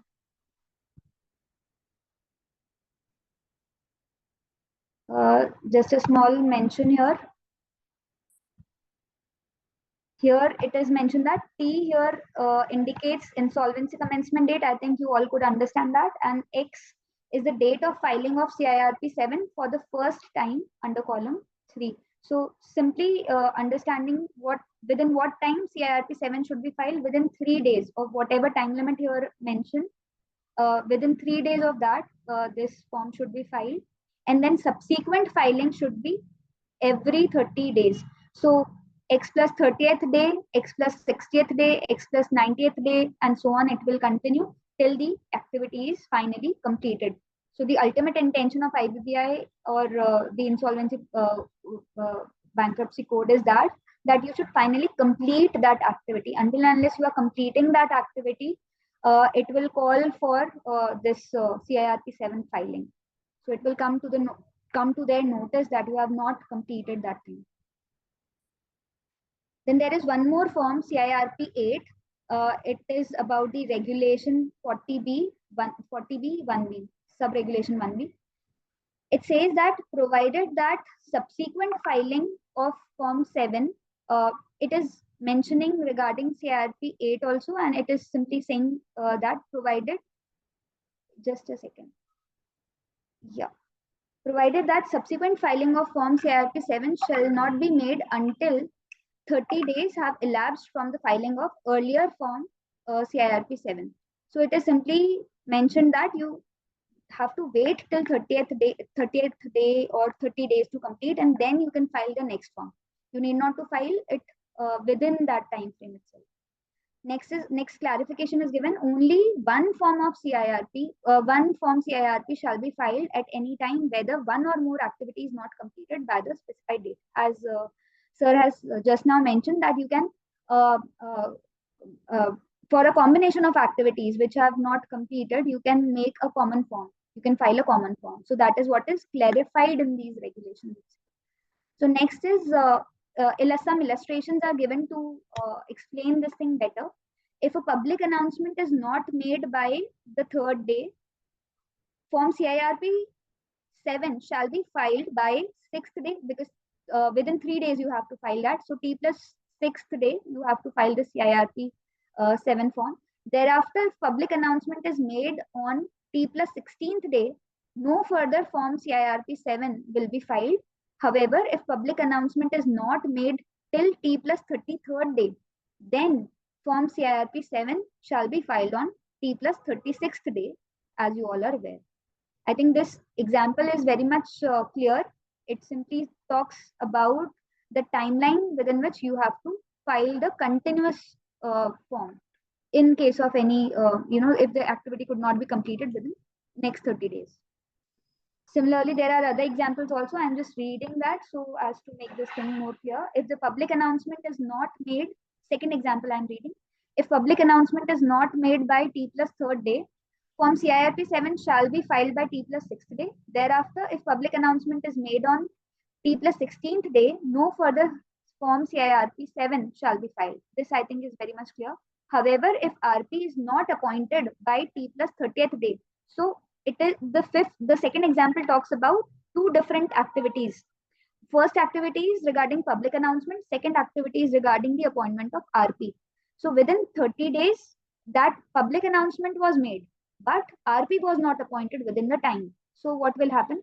So it is saying that if RP is not appointed by T plus 30th day, though form CIRP 7 becomes due by T plus 33rd day, it shall be filed on 30th day from filing of the first form CIRP 7, that is on T plus 36th day in this particular case. So the timeline for CIRP 7 will be within first CIRP 7 and the next CIRP 7, the timeline between that should be 30 days. This is what is meant by this particular example. Next, one more example is there. If public announcement is not made by T plus 3rd day, form CIRP 7 shall be filed by T plus 6th day. Thereafter, if either public announcement is not made till T plus 33rd day or RP is not appointed by T plus 30th day, form CIRP 7 shall be filed on T plus 36th day. Only one form will be filed for both of these activities. That is what is explained in this third example. And the timeline is also mentioned here. I think this CIRP 7 part is again clear for that. Next is regulation 34B. It talks about performance link incentive fee for timely resolution. So again and again, when we are talking of this, that we are not able to complete in time, or IBC, every time there is a huge extended timelines, we can say. But if at all you are able to complete the process within the time, then there is a performance link incentive for the insolvency professional. Are we aware about it? If not, let us study what is it. In cases where resolution plan is submitted to the adjudicating authority within the time period given in table 2 from the insolvency commencement date, performance linked incentive fee as per table 2 may be paid to the resolution professional after approval of such resolution plan by the adjudicating authority on commencement of payment to the creditors by the resolution applicant. So it clearly specifies that. See here, I think this chart is visible. Yes, yes. Yeah, so percentage of realizable value could be your performance linked incentive fees, which you can ask for if you could achieve the target within the time, and even if before the time you could achieve. So the first case says that if you could resolve the case in less than or equal to 165 days, then 1% of the realizable value can be taken as a fees by the resolution professional. Second case, it says that if you have taken more than 165 days but lesser than or equal to 270 days, then again you can ask for 0.75% of realizable value as the fees. Third is more than 270 days but less than or equal to 330 days, then again 0.5% of the realizable value you can charge as a fees. Then next is if you have taken more than 330 days, then no incentive is given to you. So that is again a kind of carrot approach which is taken in the code itself, just to motivate the insolvency professional to work harder and get this thing resolved. So they have introduced this kind of performance linked incentive fee also for the timely resolution of the cases. I'm taking this short thing and then we can have a break if you all want. Am I allowed to take this non-consequences of or the consequences of non-filing, I would say, so that one topic will be done. Can I go ahead, please? Yes, please. Yeah, thank you. So regulation 40B, sub-regulation 4, the filing of a form under this regulation after the due date of submission, whether by correction, updation or otherwise, shall be accompanied by a fee of 500 rupees per form for each calendar month after this particular day. So till 1st October 2020, there might not be any late fees for that. But after that, so if we are talking about the current scenario, 500 fees per form for every delay you have to pay. For each calendar month also it is calculating. So per month it will keep on accumulating. 500 rupees per form, it is saying. For example, if CIRP 7 is required to be filed by 30th March 2024, if it was filed on 29th March, there is no fee. If it was filed on 30th March, there is no fee. But if it is filed on 31st March, because the due date to file was 30th March, and now you are, even if you are 1 day delay, you have made a delay of 1 day also, then also 500 fee would be charged. And if any day in April, if it was filed on any day in April, then 500 plus 500, because it is calculating per month. So for the month of March, you have been charged 500, and then for the month of April, again 500. And if you could not do it, and if you could finally file in May, then again 500 for the month of May. So 3 months So amount. effectively, if you make the 31st March, you should file it on 30th April with 1,000 rupees and save 1 month for 30-day time. Come again, sir? But if you are you have to file on 31st March, if I could not file on 31st March, or so in that case, it is not wise to file Yes, on sir. the For 1st 1 April. month, you will escape the fees. Yes, sir. So it is not wise to file on 1st April, and you should file it on last day of April. That way you can plan, sir. Just because otherwise on 1st April, then by 30th April you have to again file, and if in that case if you miss again, then have to file, then have to pay late fees Double the again. fees. Yes, sir. Yes, sir. So you can plan it that way. Yeah, we can plan on that way. Yes, sir. So that is a very good strategy. This is again something which Better to file on the last day of month after first filing. Right, sir. There's one more consequence here, which is mentioned in Regulation 40B, Sub Regulation 5.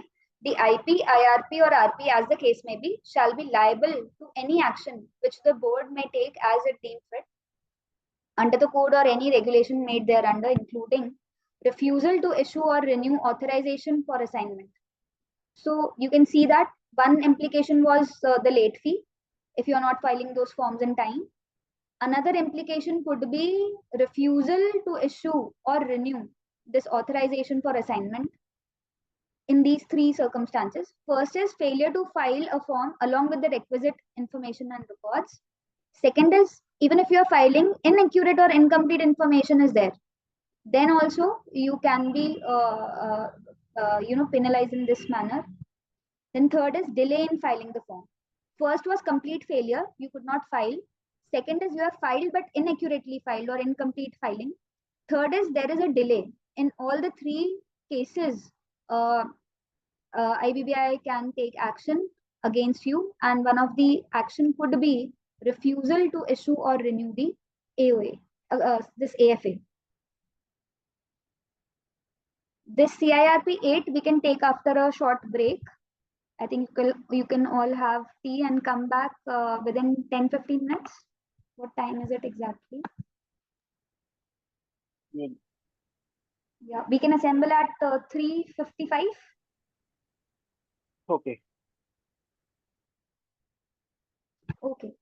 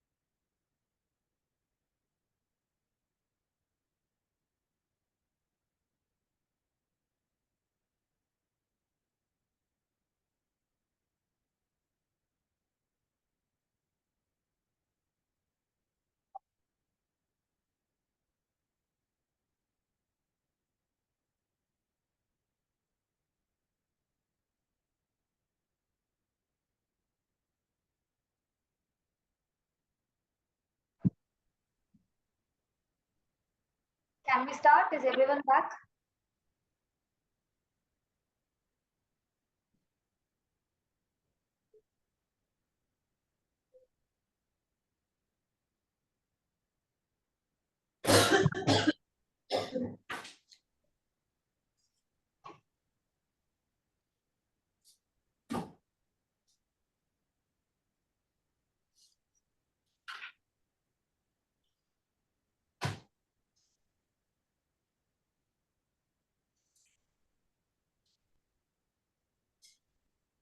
Can we start the session? Yes, madam. Yes, Yes, ma'am. ma'am, we can start.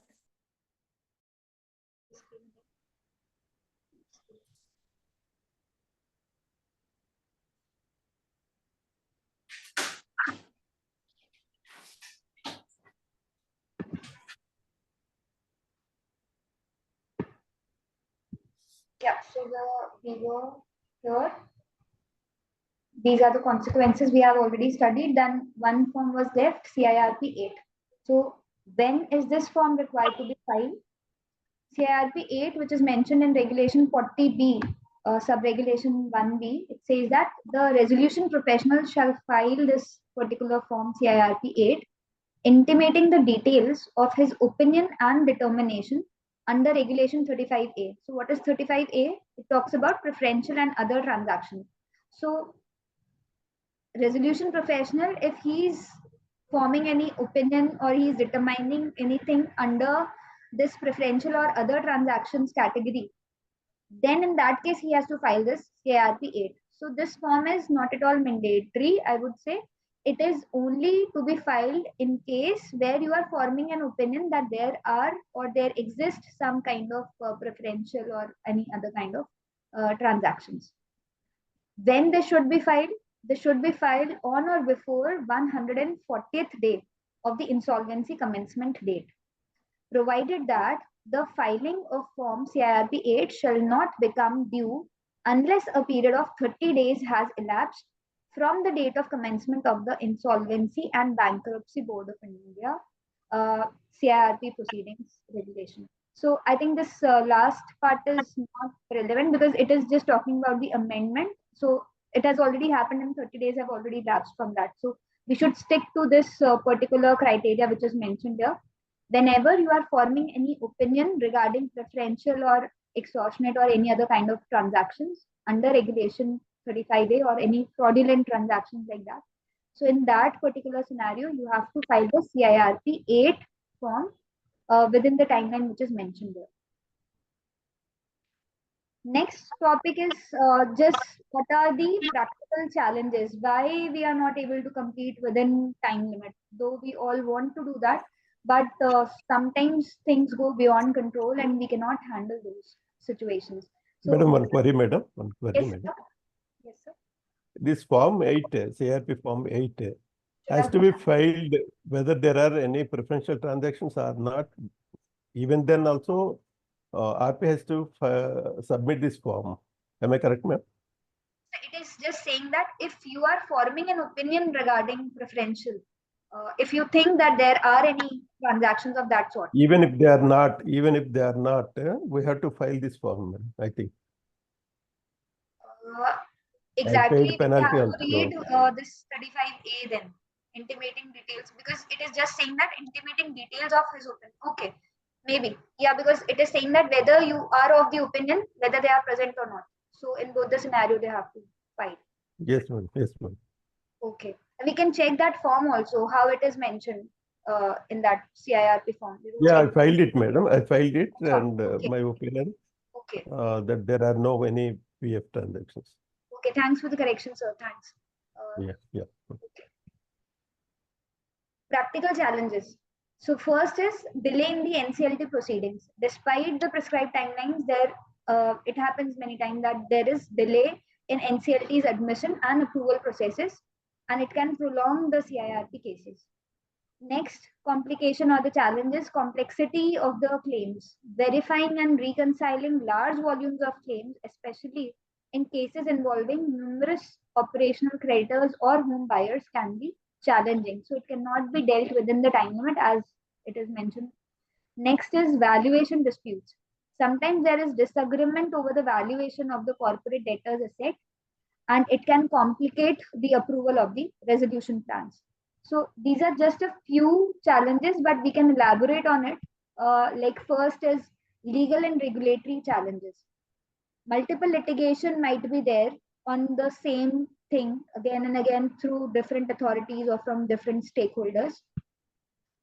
RPs often deal with numerous litigations from creditors, debtors, and other stakeholders, which can delay the process. For example, in the case of SR Steel case, multiple appeals and litigations delayed the resolution process significantly. Then there could be regulatory compliances also, ensuring compliance with various regulatory requirements, including those set by IBC, SEBI, and other sector-specific regulators can be time-consuming. Next is NCLT delays, as we have already studied that. We know that there are a lot of cases with them, so they cannot, finally dispose of each and everything within the time. For example, delay in NCLT decisions were a significant issue in the Bhushan Power and Steel case. Next is operational challenges. What is meant by this operational challenge? Complexity of business operations. Understanding and managing the day-to-day operations of the corporate debtor, especially in large and complex businesses, can be daunting for the RP. For example, the RP in the case of JP Infratech had to manage complex real estate operation and deal with numerous home buyers. So that could be an operational challenge because the business itself is so vast that you cannot handle everything within the specified time. Next is asset valuation. Accurate valuation of the debtor's asset is crucial for formulating a feasible resolution plan, but it can be challenging due to market fluctuations and the unique nature of the assets. Verification of the claims. Verifying claims from a large number of creditors, especially in cases involving numerous operational creditors, can be a meticulous and time-consuming process. For example, in the case of Reliance Communications, the RP had to verify claims from thousands of operational and financial creditors, and it involved a lot of time. Next could be the financial challenges, like working capital management. Ensuring adequate working capital to keep the corporate debtor as a going concern during the CIRP can be challenging. For example, the RP in the case of Alok Industries faced difficulties in managing working capital needs to continue the operations. Cost management. Managing the cost associated with the CIRP, including legal fees, professional fees, and operational expenses within the budget, can be demanding. There might be this funding resolution plans also. Securing financing for resolution plans, especially in distressed sectors, can be significant hurdle.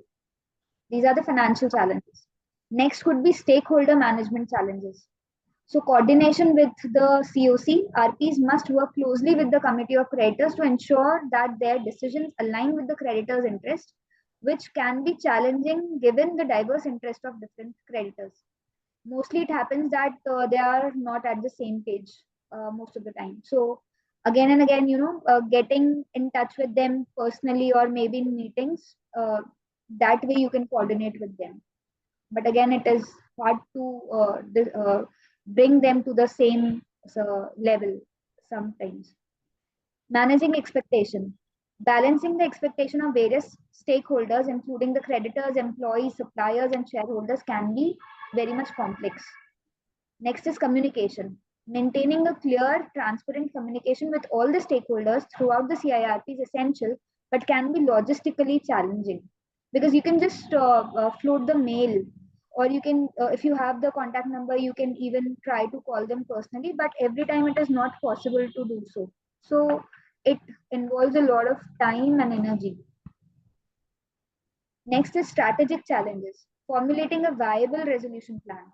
Identifying and formulating a viable resolution plan that satisfies the COC and is feasible for the corporate debtor's revival can be challenging. For example, in the case of Amtech Auto, multiple resolution plans were rejected before a viable plan was finally accepted.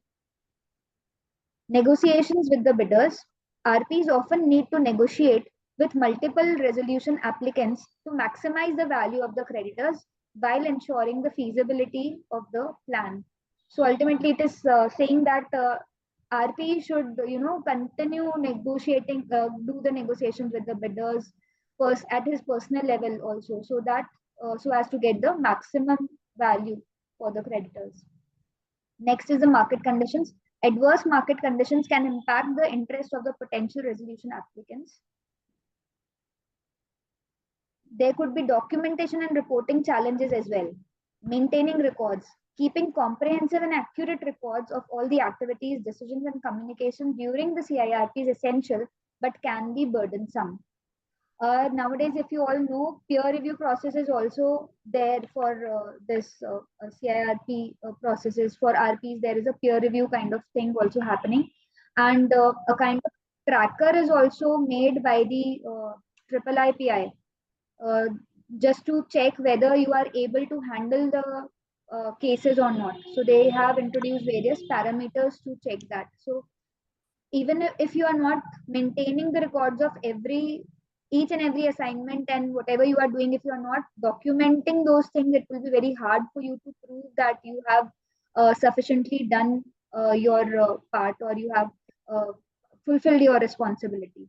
So it is advised, like in normal professional case also, if you are a chartered accountant or you are a company secretary, it is always advised to keep proper documentation. Similarly, in the case of insolvency professionals also, it is advised to maintain proper records.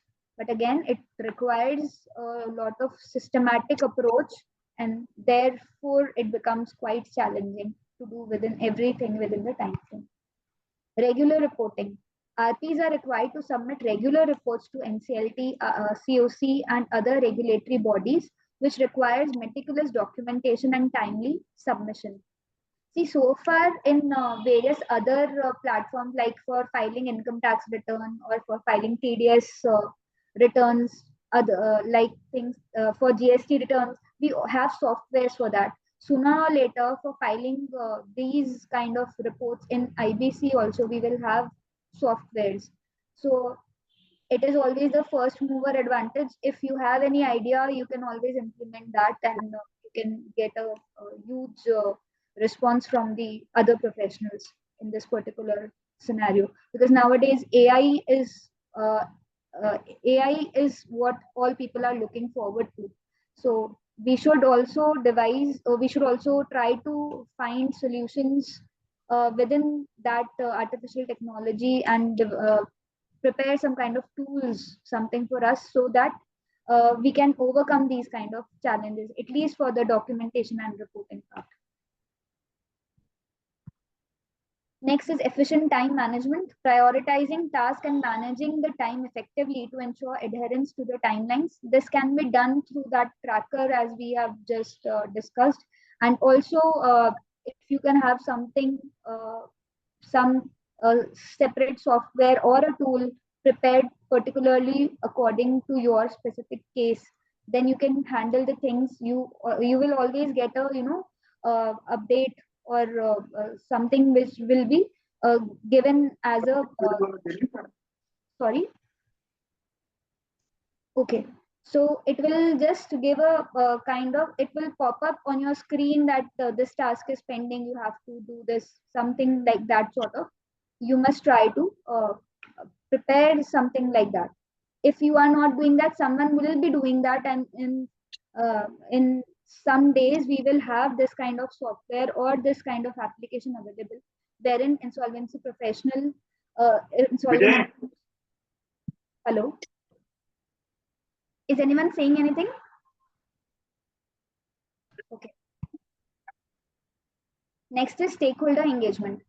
Regularly engaging with the stakeholder to manage expectations and ensure smooth communication. This is something I think which we all are doing, but still to make it more impactful, it has to be regularly done, and the frequency should be monitored in that particular case, and everything should be transparent between you and the stakeholders or the committee of creditors. Next is expert assistance, seeking assistance from legal, financial, and operational experts to navigate complex issues. So wherever you are facing any kind of challenge with relation to legality or to any financial issues you are having. You should not wait for someone. Please request to keep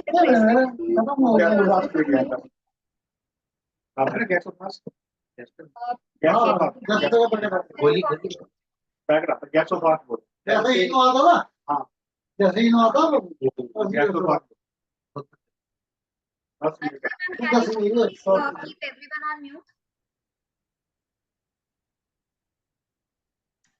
Thank you.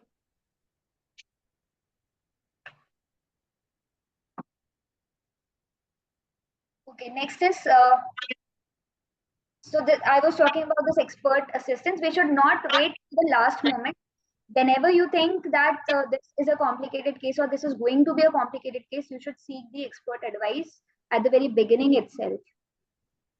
Next is technology utilization, leveraging technology for better claim management, record keeping, and communication. This is what we are already talking about. The artificial intelligence should be used. The technology should be utilized for having everything on our tips. How to mitigate these challenges? So we have understood what are the challenges. If there is anything which we can control, how we can sort it out, how to mitigate such challenges. So enhance legal and regulatory framework. This can be a solution from the side of the regulators. So how they should help us out. One thing is their timely legal support. Engage experienced legal counsel early in the process to navigate complexities and expedite legal proceedings. So it is from both the sides. It is mentioned that the insolvency professional should also take help from the legal counsels as well as the authorities, that is in NCLT or NCLAT. They have to also expedite the solutions or the proceedings. Next is regulatory clarity. Work closely with regulatory bodies to seek clarification and streamline the compliance requirements. Sometimes it happens that we are in a dilemma what is to be done. So normally we have WhatsApp groups wherein we can float our issues and we can have the solutions for that. But we should also try for the solution from the adjudicating authority itself. We should gain clarity from them also. So this is what is mentioned here. From the regulatory bodies themselves, you can seek the clarification and you can streamline the compliance requirements. Next is effective operational management.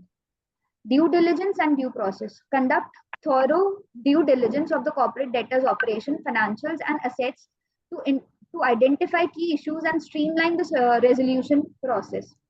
Though it is simple in case of smaller cases, I mean, if the quantum of the claim is very less, you can easily go through the operations of the corporate debtor. But if the operations are very large, or if the quantum of the claim is very huge, so in that case, it becomes a problem. It won't be settled in a small span of time. So if you are not able to handle again and again, it is advised to outsource this to someone else or seek help from some other person. Specialized team. Assemble a team of experts, including forensic auditors, legal advisors, and turnaround specialists to handle specific aspects of the insolvency process. I think this we all understand. Individually, we will not be able to handle any of the cases on our own. We sometime or the other, we need the help of experts to finish it off or to resolve the cases in a very efficient manner. So normally this insolvency resolution, the entities which are formed for this specific purpose to provide us service for this particular aspect, they can be of use in this respect. We can take help from them. Next is financial and resource management, working capital management, securing interim finance to maintain business as a going concern, engage with the financial institutions and potential investors to ensure continuous funding. Sometimes it happens that you need funds to continue the process as a going concern, but the COC is not providing you funds for that. In that case, it is our duty to go to other investors and ask for the funds so that we can continue. But again, approval is to be taken, and whatever the legal procedure is there, you have to follow that. but it is just that you have to be very much cautious that you need funds to keep the corporate data as a going concern. So well in advance, you should prepare for it.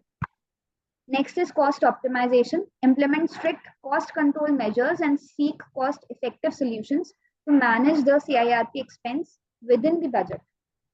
Next is stakeholder engagement and communication.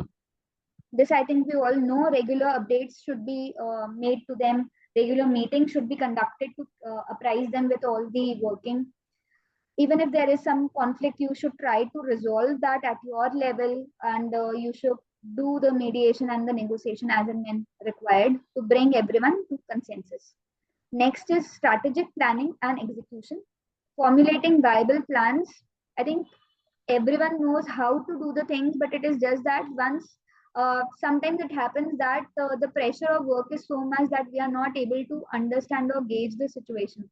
So these kind of sessions or these kind of interactive session wherein these topics are highlighted, we are again put into a situation to understand what could be the possible solution or how we can, relate it to our own case.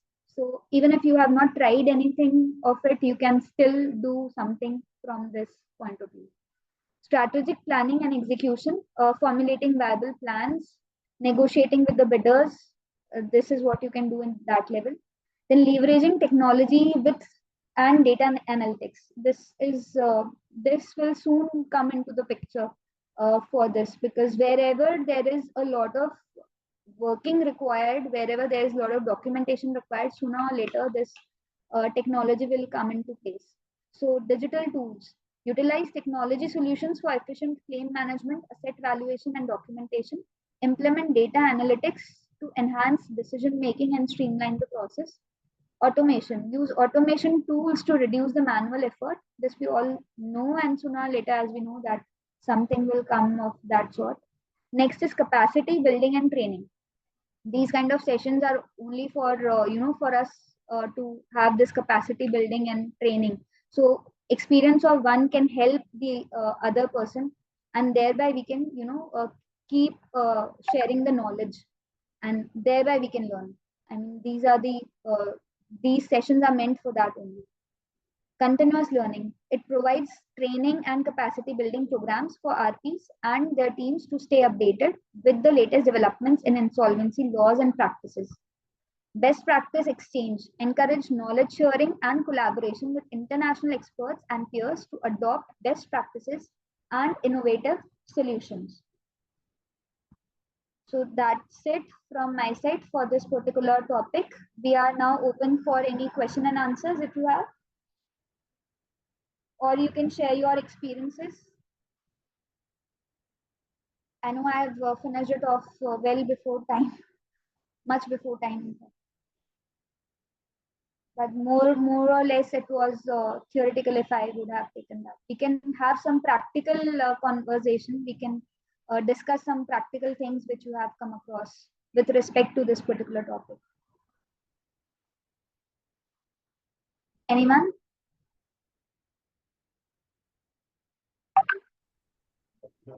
Many times the problem with implementation or decision making by the COC. They are taking so much of time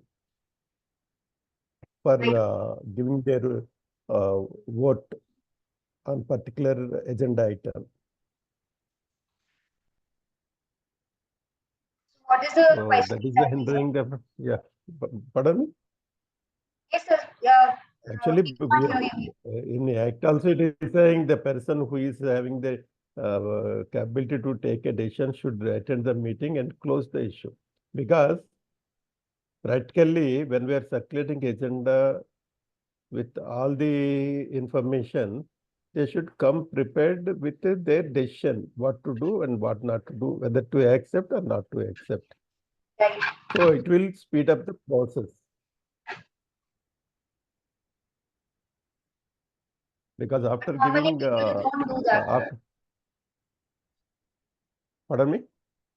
Normally it doesn't happen that way. It's not happening. Their RP is getting blamed of that. Yes, sir. Though we mention everything in the agenda, but Yeah, they should come prepared and they should for it. seek approvals where it is required. And they have to give their opinion whether to accept a particular agenda item or not. Right. Then things will move fast. It's my opinion. Right, sir. But how can you help on that, sir? How do you take up in your case? I have to keep our next meeting, three meetings for the same agenda items. What to do? Right, sir. And sometimes we have the solution, we know how this will be done, but it's all people ultimately how they take it up. They clearly say in the meeting that they want time, 20 days time, 21 days time, because they have to, okay, it is practically, it's a problem for them also. But when we are giving an agenda item, they should come prepared for that. They should curtail that time. Yes, sir. So even after giving this notice or the agenda, do you personally interact with any of the COC persons? Yes, they ask clarifications. What if not? Like that, they ask the clarification, we give the clarifications. So after the agenda, when we put it on for vote, again they say they want 21 days time for giving a vote because they have to take an approval, which they can take well in advance so that the time can be managed. Right. That is something really that should be taken up. But again, there is no consensus between the creditors themselves. So they just try to pull each other legs. Sometimes it happens that way. They are not letting the meeting end in a very systematic way. Anyone else has done something to speed up the timeline? Any one of you? You can share your experience.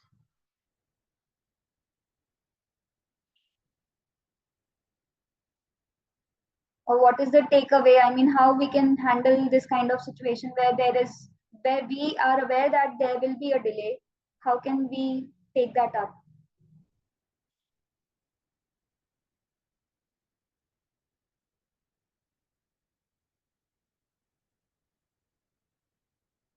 We have a few female joinees here, no attendees.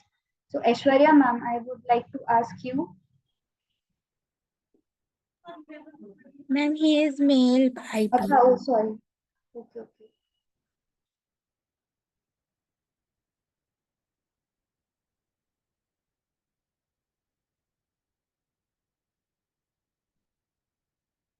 Vaishali ji is there, no? Vaishali ma'am, if you are there. Yes, I'm there. Yes, ma'am. Please share your experience. About all IP assignments. Sorry, I missed that. Yeah, ma'am. Whatever your experience is with respect to our topic today. Yes. In case of filing of forms, I have paid a lot of fine also many times. Means it is by default I have paid the fines. Sometimes what happens is while filling up the form, I start getting the data after opening the form, and then when I fill up the whole form, then it goes off, because this has happened many times. And because if I don't fill up one field, then it doesn't get saved. So the page saves, it is saved only after filling the full data. This has happened many times. And then I get tired and then leave it for a day, and then it goes for a fine also. This has happened many times, except for CIRP 7 that I have written the date. And so I have not, mostly I have not paid the fine. But it is very difficult for me to fill up the forms now. And in case of cases before NCLT, in my case, there were many cases, and handling all the data, replies, and the dates was very cumbersome for me. This has happened. How do you manage, ma'am? You manage everything manually or? No, manually only. No, I don't have any software. So you have prepared any Excel sheets for that or? how you do Yes, that? yes, for everything. Everything is managed by Excel sheets only. The dates, then the pending IS, then next dates in NCLAT, in Supreme Court also. This has happened in one case. That is very true, ma'am. It happens because we cannot, keep a track of each and everything every time. So it's okay to pay penalty sometimes. It is Yes, like and that. then what happens is today is the last date, then but I don't have the whole data. So I miss that date, and then I think that okay, let me do it in a week at least. Now I'm going to pay 500. So it's better to complete it in a week rather than taking the tension of this thing. This is happening like this. Yes, ma'am. So what about the cooperation from the COC? Do you feel So they cooperate. They cooperate. and you are based at which place? I am based in Pune. There, I think there are a lot of industries, so you might be having a lot of cases also. Yes, yes. Not lot of. I have some cases. At least you are having that, ma'am. In Rajasthan, we are very short of cases. Acha, as compared to Rajasthan, it is okay. Yes. Because Bombay is very near here and full of cases. So Yes, ma'am. thank you. Okay. Thank you so much, ma'am. Thanks for sharing. Thank you. Can we listen from Sunil, sir?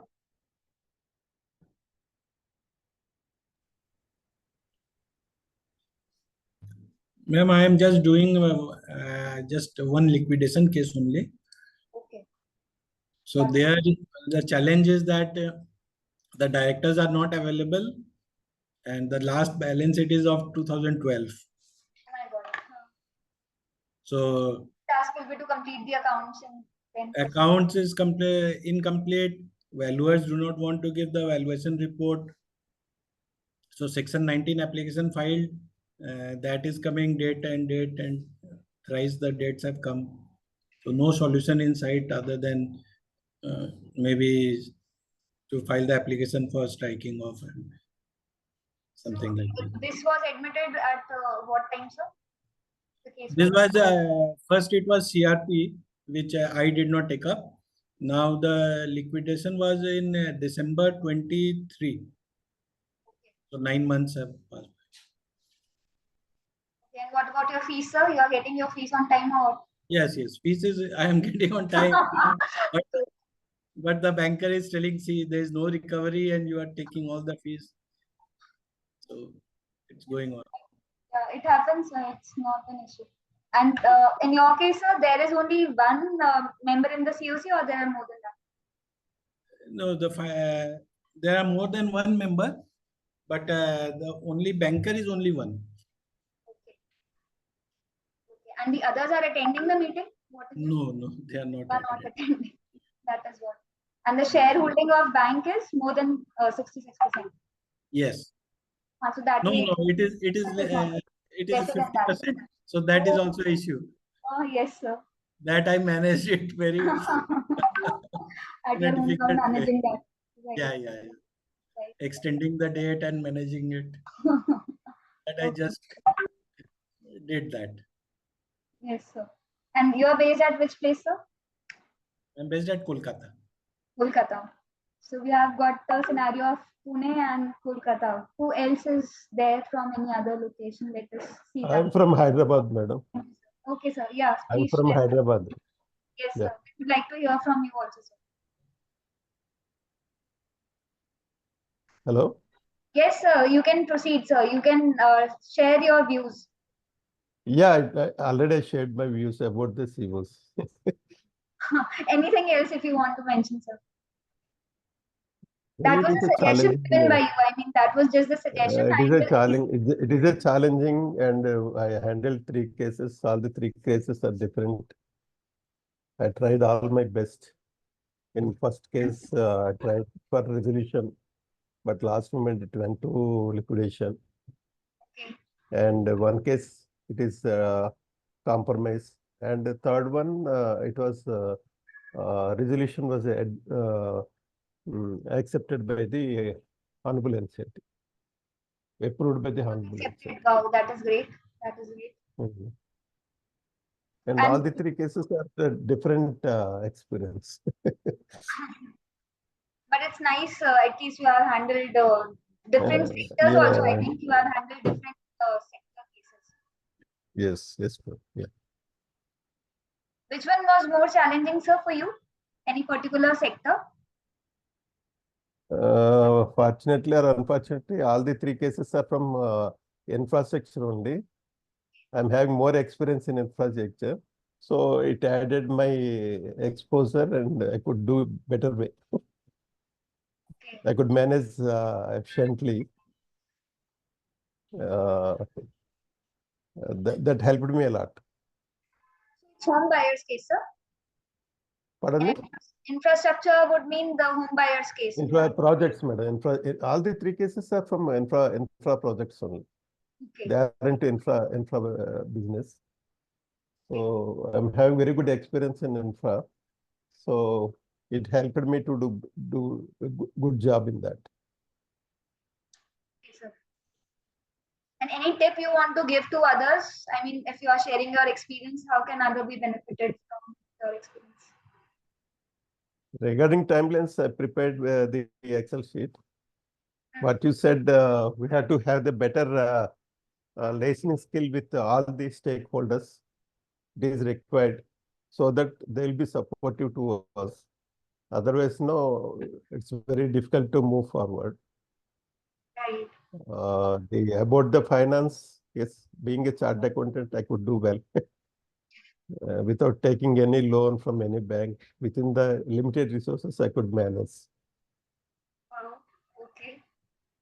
Yeah. And you kept on it as a going concern and then finally resolved the case. Yes, ma'am. Yes, ma'am. Yeah. Very nice, sir. Thank you so much for sharing your experience. Thank you. Thank you. Thank you. Deepak, sir, can you please share your views?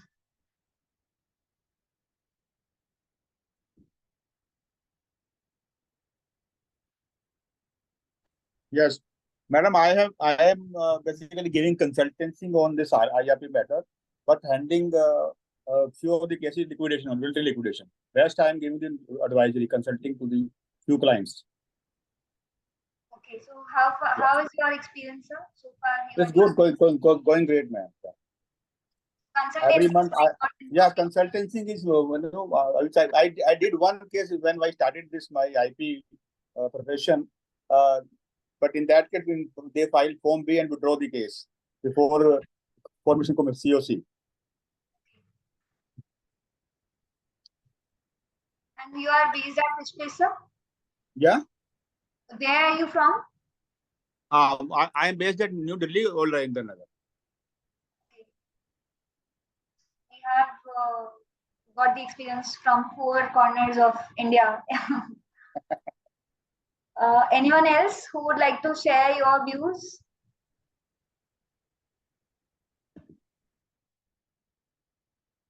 We have someone from South also, no? Anyone from South? Already I am from South, madam. I gave my experience.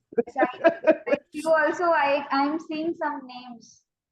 So I'm just guessing that these people can also tell their views. Okay, whatever. I mean, is there anything more you would like to discuss, or we can just follow up the meeting, as you said? I think we have a nice presentation given by you.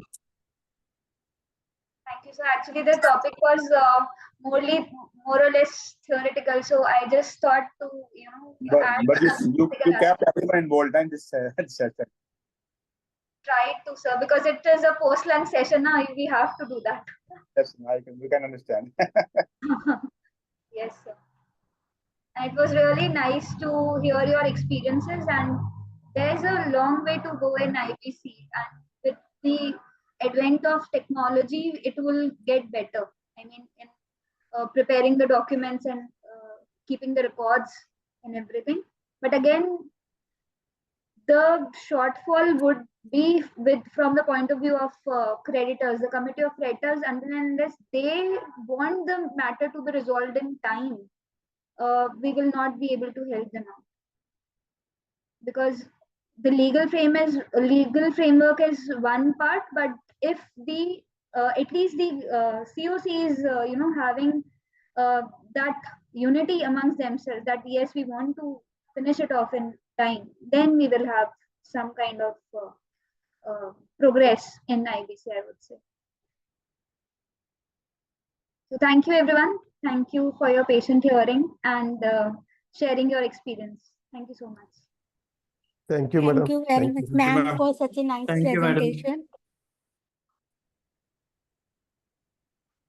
We have Josie sir also. He has put on his video. I think he wants to speak something. No, ma'am. I was saying thank you so much for your wonderful presentation. And I hope we'll be getting the slides, I mean, PowerPoint. Yes, sir. Sure, for sure. Thank you so much. Thank you.